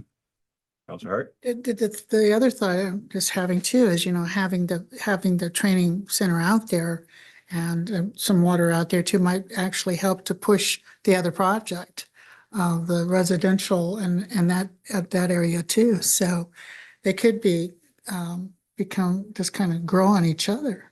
Correct. Counselor And- Vasquez? And so the cost to get that residential well out there, will that come out of the city? That would probably come out of the water, fire fund. The- Well, it'd be the general fund. But it's something we'd budget for. And again, these are things that we have not solidified ahead of time because again, if the desired councils, no, absolutely not, this is not something we want to potentially allocate that land for. We didn't want to, again, start going down that rabbit hole until we kind of had a better idea of. And you're talking the neighborhood of, $15,000 to $45,000 Okay. That's the well. for, just a residential style well. But that wouldn't be enough for anybody else to hook into. No. Mm. Uh-huh. That would service that property only. Further questions? All right, well, Chief, it seems as if the general consensus, Counselor Yeah, Vasquez, no, sorry. I guess I would just add that I too would be happy to back you up with this. Just maybe I would need to look at more of the numbers and as well as Counselor Galvan said, just kind of moving along with the progress of that property as a whole. Yeah, correct. And just again, for my full intent, this was just a very generic kind of conversation started on this, even a desire as, kind of given the general acceptance or kind of go ahead from council at that point, then start doing our homework and starting to come back with hard facts and figures, actual costs, a little bit more specifics to kind of give us a much better idea of timetables and overall costs. So again, we kind of did some of the very preliminary stuff, some of the stuff that the fire district had already put together. But again, just didn't want to dedicate too much time to it if it's not something that's even of the interest of the city. Right, yeah. As I was saying, Chief, it seems as if the general consensus is council would like you to move forward with this. I think they'd like to see numbers as it progresses. Absolutely. I think if the numbers are way out of line and they might put the brakes on it, but I think generally speaking, you've got money available through Fire District 5 and you've got other options. And so, continue to work towards it. And I think this would be a benefit to the city. It'd certainly be a benefit to your department. So, continue to move forward and let's see what you can make happen there. Absolutely. And as we come back with more figures too, is a lot of the, if you guys remember from grant discussions previously, we get to the point of actually allotting that property for it. When we start going into applying for grant funding for potential infrastructure or facilities on site, most of it has to be kind of what they call shovel ready. So until the property is secured, if you will, for that use, we won't be entertained for grants. So again, just kind of talk about the next steps here. That would be it. And then at the point that land is secured for that project, then we'd be able to start going out for grants saying, yes, we have the property. This is our intent. So just wanted to put that out there as well. All right. Well, thank you, sir. Item D, Yakima County Fire District Number 5 Automatic Aid for Structure Fire Response. Discuss a resolution authorizing the interim city manager to enter into an agreement with Yakima County Fire District Number 5 for automatic aid response for structure fires and provide direction of council consideration meeting date. There's no action expected tonight, but we can potentially add this to Monday night's agenda for approval in the consent agenda. So, Mr. City Manager. Yeah, so this item was pulled from the last city council meeting by Councilmember Hart for some more discussion. So Chief Elbert, would you please? Absolutely. And then just to clarify, Mayor, is action not a possibility for this item tonight? It can be. You have the full packet. The full information is in here. It's not time sensitive then? Not necessarily. It could be part of the consent agenda. I know that, they're just waiting for us. But no, it's if we want to hold it on the consent agenda for the next one, that's no harm, no foul. Like another 7 days. Yeah. But if you tell us I about think we'll be okay. But yeah, so again, thank you, Mr. City Manager, Mayor, and Council. So tonight, what I propose you again is a resolution to move into an interlocal agreement with Yakima County Fire District 5. So we talked a little bit about, I don't recall if it was the last meeting or the one prior, kind of explain the difference between automatic aid and mutual aid. So mutual aid is a process where one agency, upon request, provides assistance to another agency on larger scale incidents with an in-kind trade of if that same agency then needs help in return, the other agency provides that mutual aspect of the aid agreement. And so what an automatic aid is virtually the same process. However, it doesn't require prompting for an additional request. And in addition, the big kind of pusher behind formalizing this relationship is because, again, I feel like all I talk about is WSRB, but it's important for everybody. What this does, again, is provides us with more credit through Washington Survey and Ratings, because as part of an interlocal agreement with Auto Aid, those resources are counted towards our first alarm response, meaning that is, if we get dispatched out for a structure fire, whether that be commercial or residential, they're a part of that Auto Aid package. So we count those resources into our pool of responders for that initial incident. So again, that helps our rating significantly versus on the mutual aid, we're relying upon that request for assistance, if that makes sense. So again, this just formalizes an agreement that when Yakima County Fire District 5 is needing assistance on structure fires, we respond, and vice versa. So it's still a mutual aid process. It's just, again, formalized as automatic aid for that more or less guaranteed response. Questions or comments? Councilor Ripley. Did we not have a agreement with them before this? So not for automatic aid response, no. So we had it as part of, again, a mutual aid agreement, which is a non-binding agreement, if you will. This formalized that. Now, to answer your question, if there was something in existence well before my time, that could be the case, but there was nothing that I was able to locate, nor was Fire District 5 to be able to locate that encompassed this automatic aid response. So we do currently have automatic aid agreements with the city of Mabton and the city of Grandview. So this mirrors that agreement. So Chief, those agreements. just so I can clear my mind, you say automatic aid. So my thought is when the alarm goes off, and normally it would be District 5 because it's outside the city limits. You guys are going to roll to automatically? Is that what that That means? is correct, sir. And then vice versa in the city limits. So if you guys, Does that cut us short on our town, our aid? So it would potentially initially, but again, that's the same on the other side with them, but we don't ever empty our station. So that's part of the agreement, if you read, is that it will not, in order to fulfill, that automatic aid, in essence, we won't empty our station and remove responders from the city to go and assist another agency. So that is part of the mutual understanding between the two agencies, is that we're not going to deplete our resources within the city to go to somebody else's incident. So if we can't provide coverage in the city and go provide automatic aid, we don't go provide automatic aid because our priority is covering the city limits of Sunnyside. And again, that's a mutual understanding. They're in the same circumstance. I think that he just answered Okay. the question that I was Mayor. thinking. Yeah. about. So you say we currently have an automatic aid with Grandview and Mapton? Correct, sir.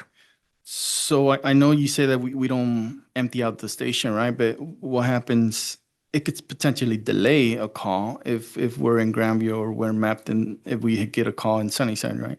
So correct, but I guess to maybe clarify kind of my point prior is that we don't take all of our on-duty staff, I guess what I'm saying. So there's still staff remaining at the station for additional calls.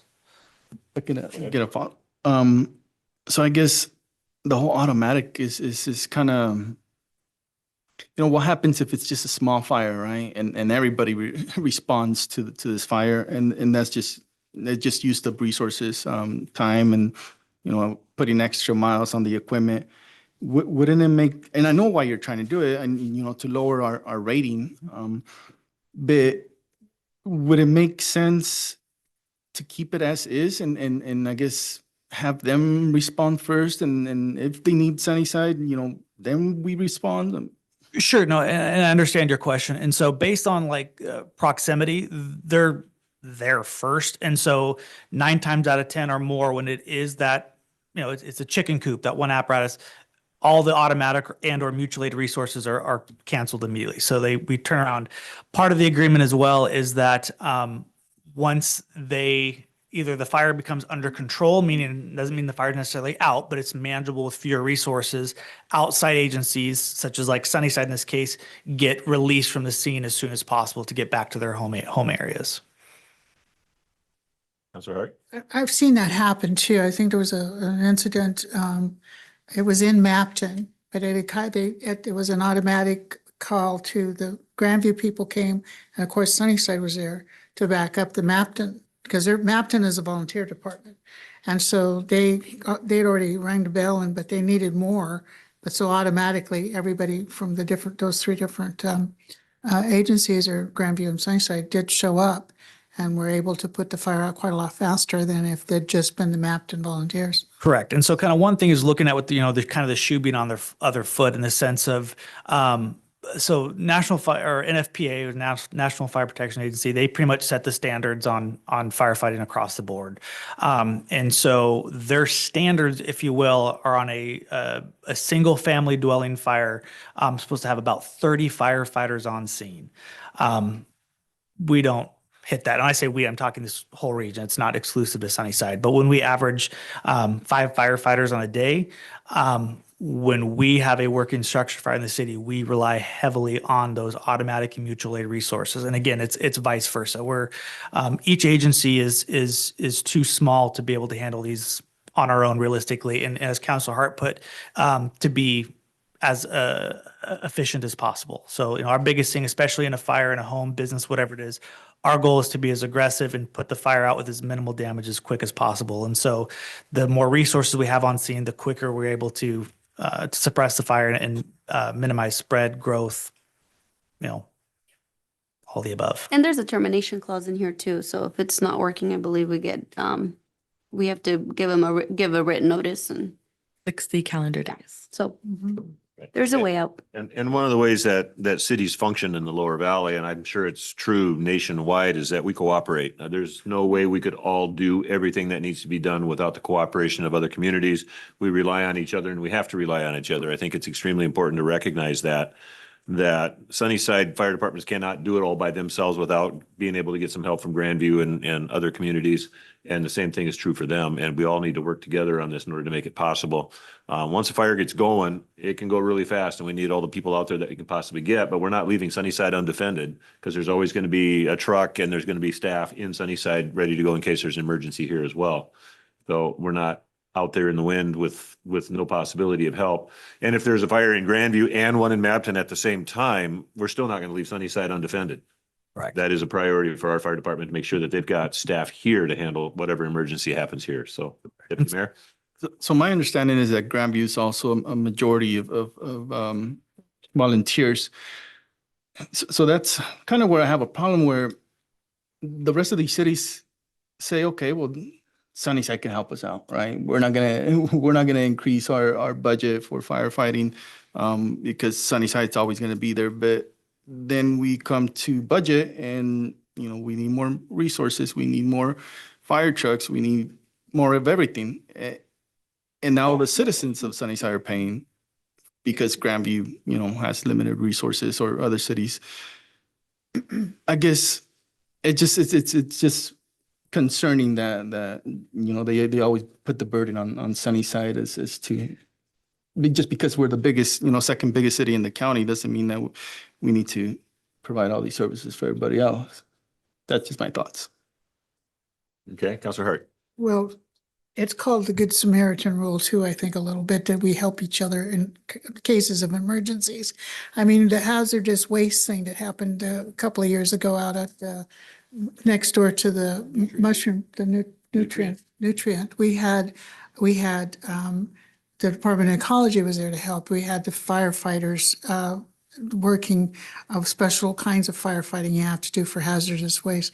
And these people came from all over the place to help with that. Same thing about 10, 15 years ago, maybe closer to 20, in Grandview, same thing. Hazardous waste, everybody responded. People had to be evacuated. I mean, there's a huge, it's all about cooperation. I mean, Grandview had a fire truck, a ladder truck before Sunnyside did. We called it all the time. Toppenish had a ladder truck. We didn't have one. We called theirs all the time. they seemed to think at the time that we needed one because we didn't have any buildings that really needed. But it's amazing how you use a fire truck with a ladder on it. It's really important to have that. Now all three cities have that, Grandview, Sunnyside, and Topany. So I'm not sure about Zilla. They may not. No. But we would respond to them if they needed a ladder truck. And that's part of that. It's not just a mutual aid. That's automatic. They've got something that's really, really big. We need to be there. Correct. And the just- intent we is that just we are not, these agreements are not designed for us to just automatically provide service to another agency. It's a matter of when they need help, we come. When we need help, they come. And that's kind of, that's the mutual benefit of mutual or automatic aid in that case, because again, it's not as if we're just going out there. It is a 50-50 share, if you will. Because there's not one agency that can handle everything totally on their own. That includes City of Yakima, that's Tri-Cities departments for that matter, rely on mutual aid very heavily for larger incidents. And so this is kind of our, we've got to pay to play. If we expect these other agencies to come help us, then we have to return the favor. Councilor Vasquez. Well, I also understand Counselor Galvan's concerns, because then the question becomes, well, then to what extent are we willing to apply the Good Samaritan rule, right? Where we're constantly extending the resources and helping, but then is it eventually harming our community? Are we having to pay additional costs, and where's the balance? So I guess I'm hearing both sides, but I guess the question just becomes, is it good and healthy for us to move forward with these same conditions and terms, or is there something that we can do to save, or is there something where we can do to even collaborate with the neighboring communities and talk to Grandview and talk to Mapton and see, well, what's the percentage of your volunteers? Do you guys, can you guys afford or squeeze in to add someone else? That way, not all of the resources are always constantly coming out of the city of Sunnyside. Correct. And kind of just to clarify too, it's not as if it's only just us going to these other agencies or vice versa. Again, it's kind of instead of taking everybody from Mapton, everybody from Grandview, that's why we have these multiple agreements. So that way, not any one city has any undue hardship to provide assistance to another. You're kind of spreading the wealth, if you will. Okay. So I don't know if that answers your question or not, but More or less, yes. Councilor Society.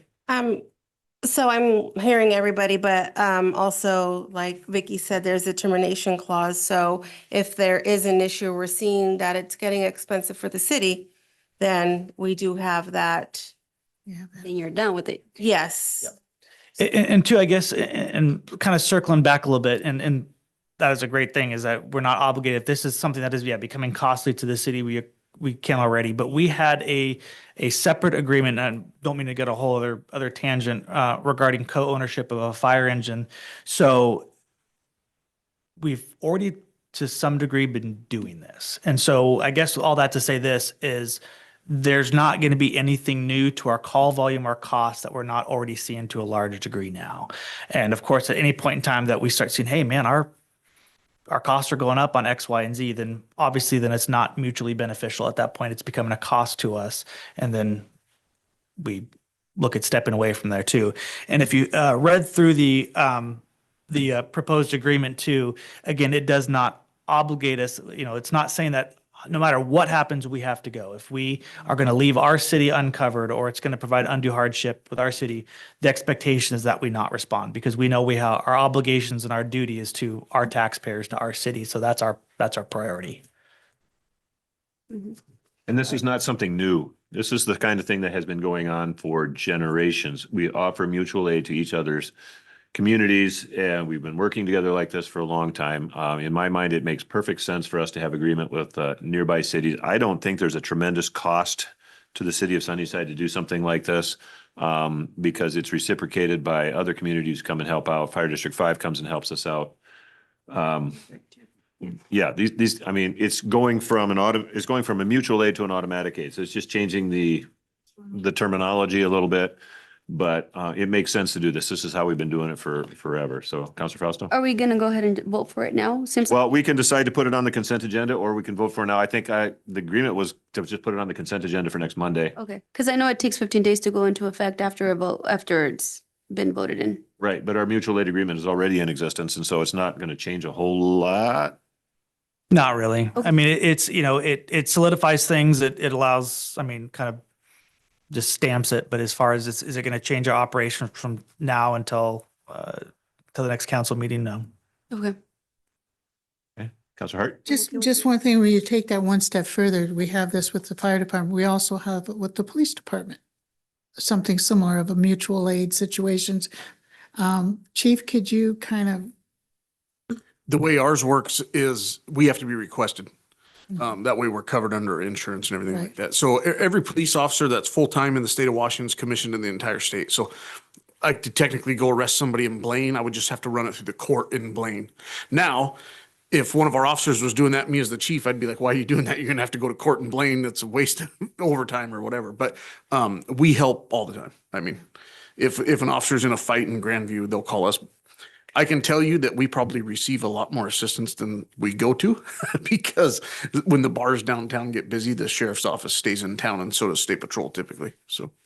And one thing too, I'd just like to add, just kind of as a final thought, is in the amount of times that we've requested either automatic or mutual aid from, again, Grandview, Mabton, I can't recall maybe more than once where we've never not had them provide assistance to us. So it's never as if that we go and we don't see them in return. It is, yeah.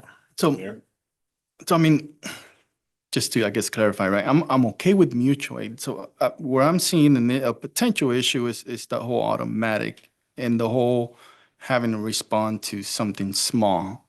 That's more of where my concern is. Yeah, and I totally understand where you're coming from. The unfortunate part is that, we don't know if it's small till we get there. And Chief, can you walk us through a typical District 5 call where the call comes in and they send out a command truck, right? Mhm. And that person goes to that fire site and then calls in the aid he needs, right? Or what the apparatus he needs to come out. Is that typically how it happens? Could you walk us through that? yeah, so that's kind of most common. So District 5, their operations are unique in the sense of they have a fairly large number of what they consider command staff that are full-time, and they're on duty 24/7, 365. And then a lot of their firefighters are volunteer, or their command staff go to a station, get a rig and respond. So to kind of clarify what Mr. Bridges is talking about is that in those cases, more often than not, those command officers are getting on scene fairly quick and are able to size up the incident and determine, okay, is this something we actually need these resources for or not? And then they get turned around or canceled typically fairly rapidly. But it also goes, again, on the flip side too, is we don't really have the ability to size up an incident until we're there. So when we go and we have our automatic aid partners responding with us, it's not until we get on scene and go, okay, no, this is a doghouse. We can handle, you can cancel our automatic mutual aid partners. The unfortunate reality is there's not, aside from having somebody on scene to size up and assess what resources are needed without being there, there's really not another way to do that. 911 obviously takes a lot of the information for the reporting party, but that's only as good as the information that we're getting by somebody that's calling in and is, either panicked or not able to give a good size up on their end. In my 16 plus years in the fire service, I've been on a number of incidents where we've had a single caller. It seemed like nothing when we get there, and it's a fully involved structure, and then vice versa, where we've had multiple people call in and it sounds like it's the end of the world, and we get there and it's a chicken coop. The unfortunate reality is, we cannot make those determinations until a unit is on scene to provide the size up and assess what needs are needed at that point. That was hard. just on the same token there, and one of the things you'd mentioned earlier as well was about our fire ratings.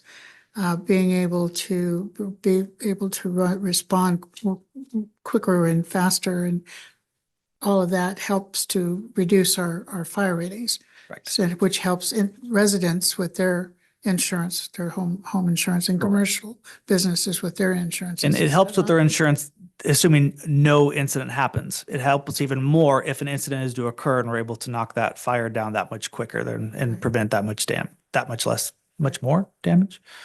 Prevent as much damage as possible. How's that? Let me reword that one. I got you. Yeah. Yeah. But I just want to make sure too, that that is also a relevant piece of this. Correct. And so without these agreements in place, when we went through our last rating, I had to go through and pull every structure fire we went on and try and pull, okay, these are the resources that showed up, assisted. With these automatic aids and these ILAs in place, we automatically get the full credit for it. And if I remember, I think one of these reviews is coming up, correct? Yeah, we should be up later this year. So Oh, this month, you mean? this year, Sorry, later 2026. Sorry, I guess we're not there yet. So yeah, no, last week of December, we got to get it done. No, so Yeah, okay, in good. 26. and it's every 3 years? if I Correct. remember? So it's every 3 years, so potentially this could help lower that 100%. rating. So it could help lower insurance rate. That is correct. Okay. And just kind of for the record too, I've just in the last week, in the short week prior to the holiday, I had at least 2 different individuals calling in. I'm not sure if they were purchasing property or constructing property, but their insurance requested our fire protection rating or our WSRB rating. So those are ratings that are being looked at actively still. It's good to, Okay, so would council like to see this on the consent agenda for Monday night? yes. Okay, it will be there. Thank you. All right, final item on the agenda. Item E, Washington City's Insurance Authority 2025 Compact Non-Compliance Penalty. Discuss the WCIA compliance findings and provide direction on whether staff should proceed with submitting a written appeal to WCIA before the deadline. Mr. City Manager. Yes, so last week we received an email, unfortunately, so let me back up a little bit. So we are in the Washington City's Insurance Authority, we are a member.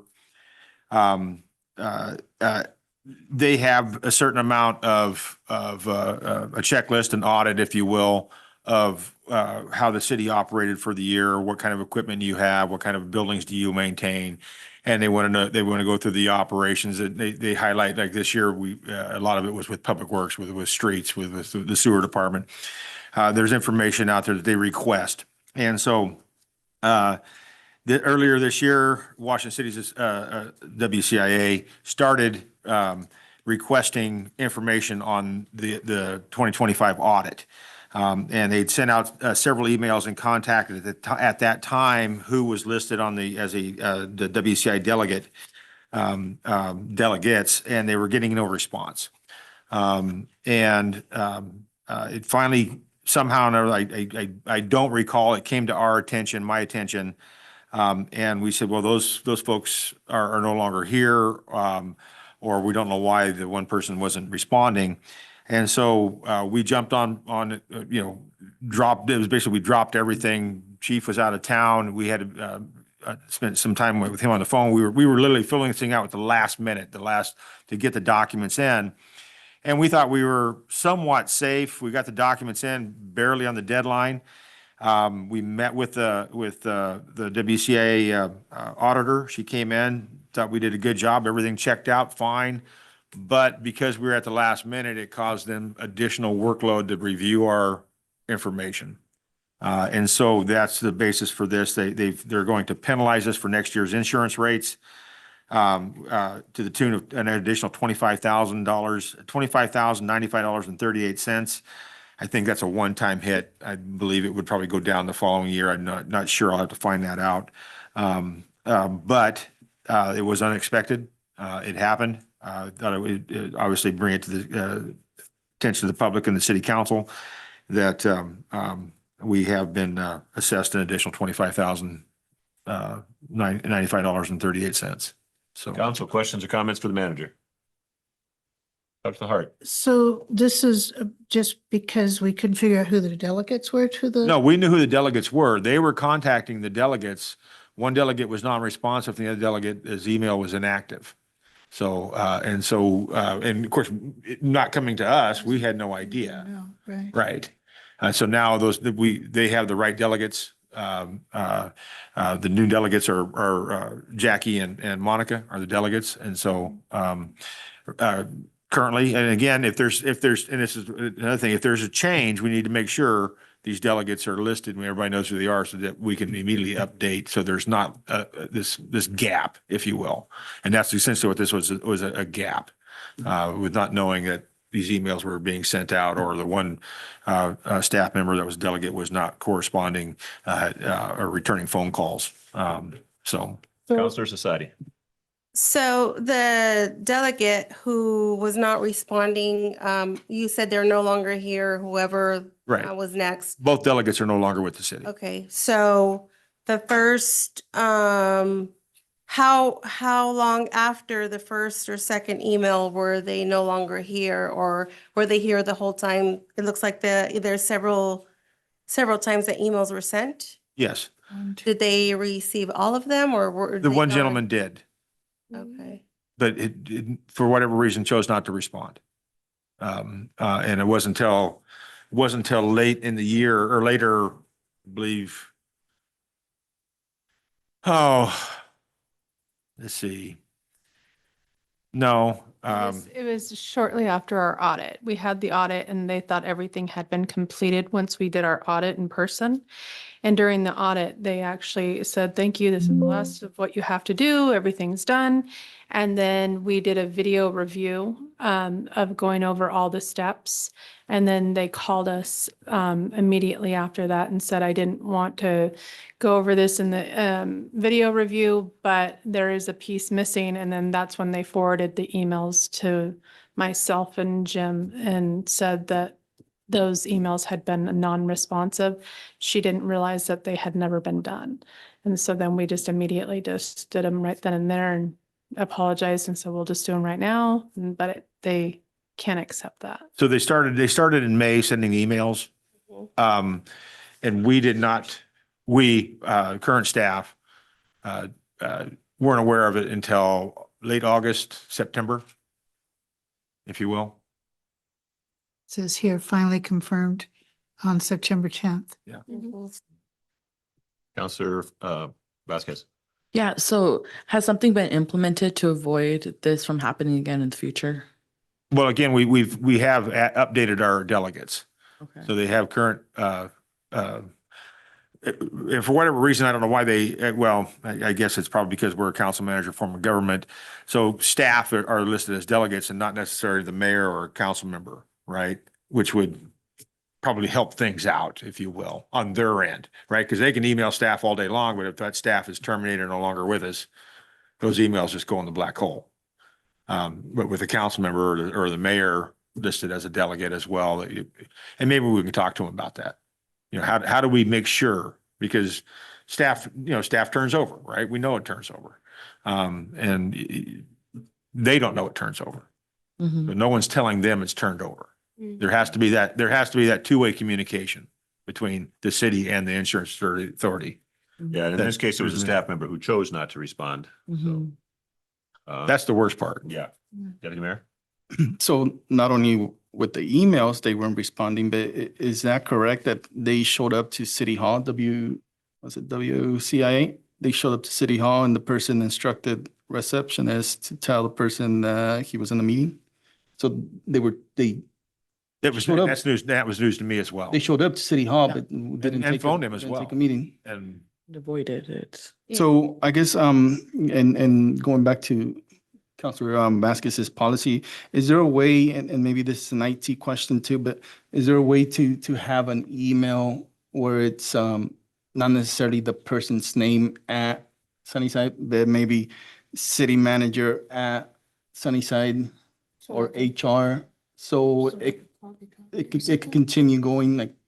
I see what you're saying. So those delegates would have a special email, if you will, and there could be a distribution list on it. Yeah. Inside that email, so everybody, so I guess that's possible.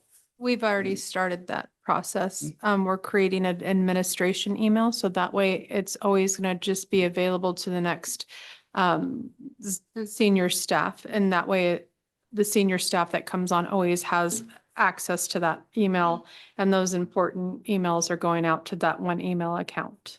And then if I may, so I asked the question, I think it was to Jackie or Jim, if this has ever happened, right? We've been ever fined before, and I believe the response it hasn't happened. So that gives us, I guess, an opportunity to appeal. Is that what we're planning on doing? Right, and so I think that's the question we're asking council is, do you want us to put in an appeal or just pay the fine?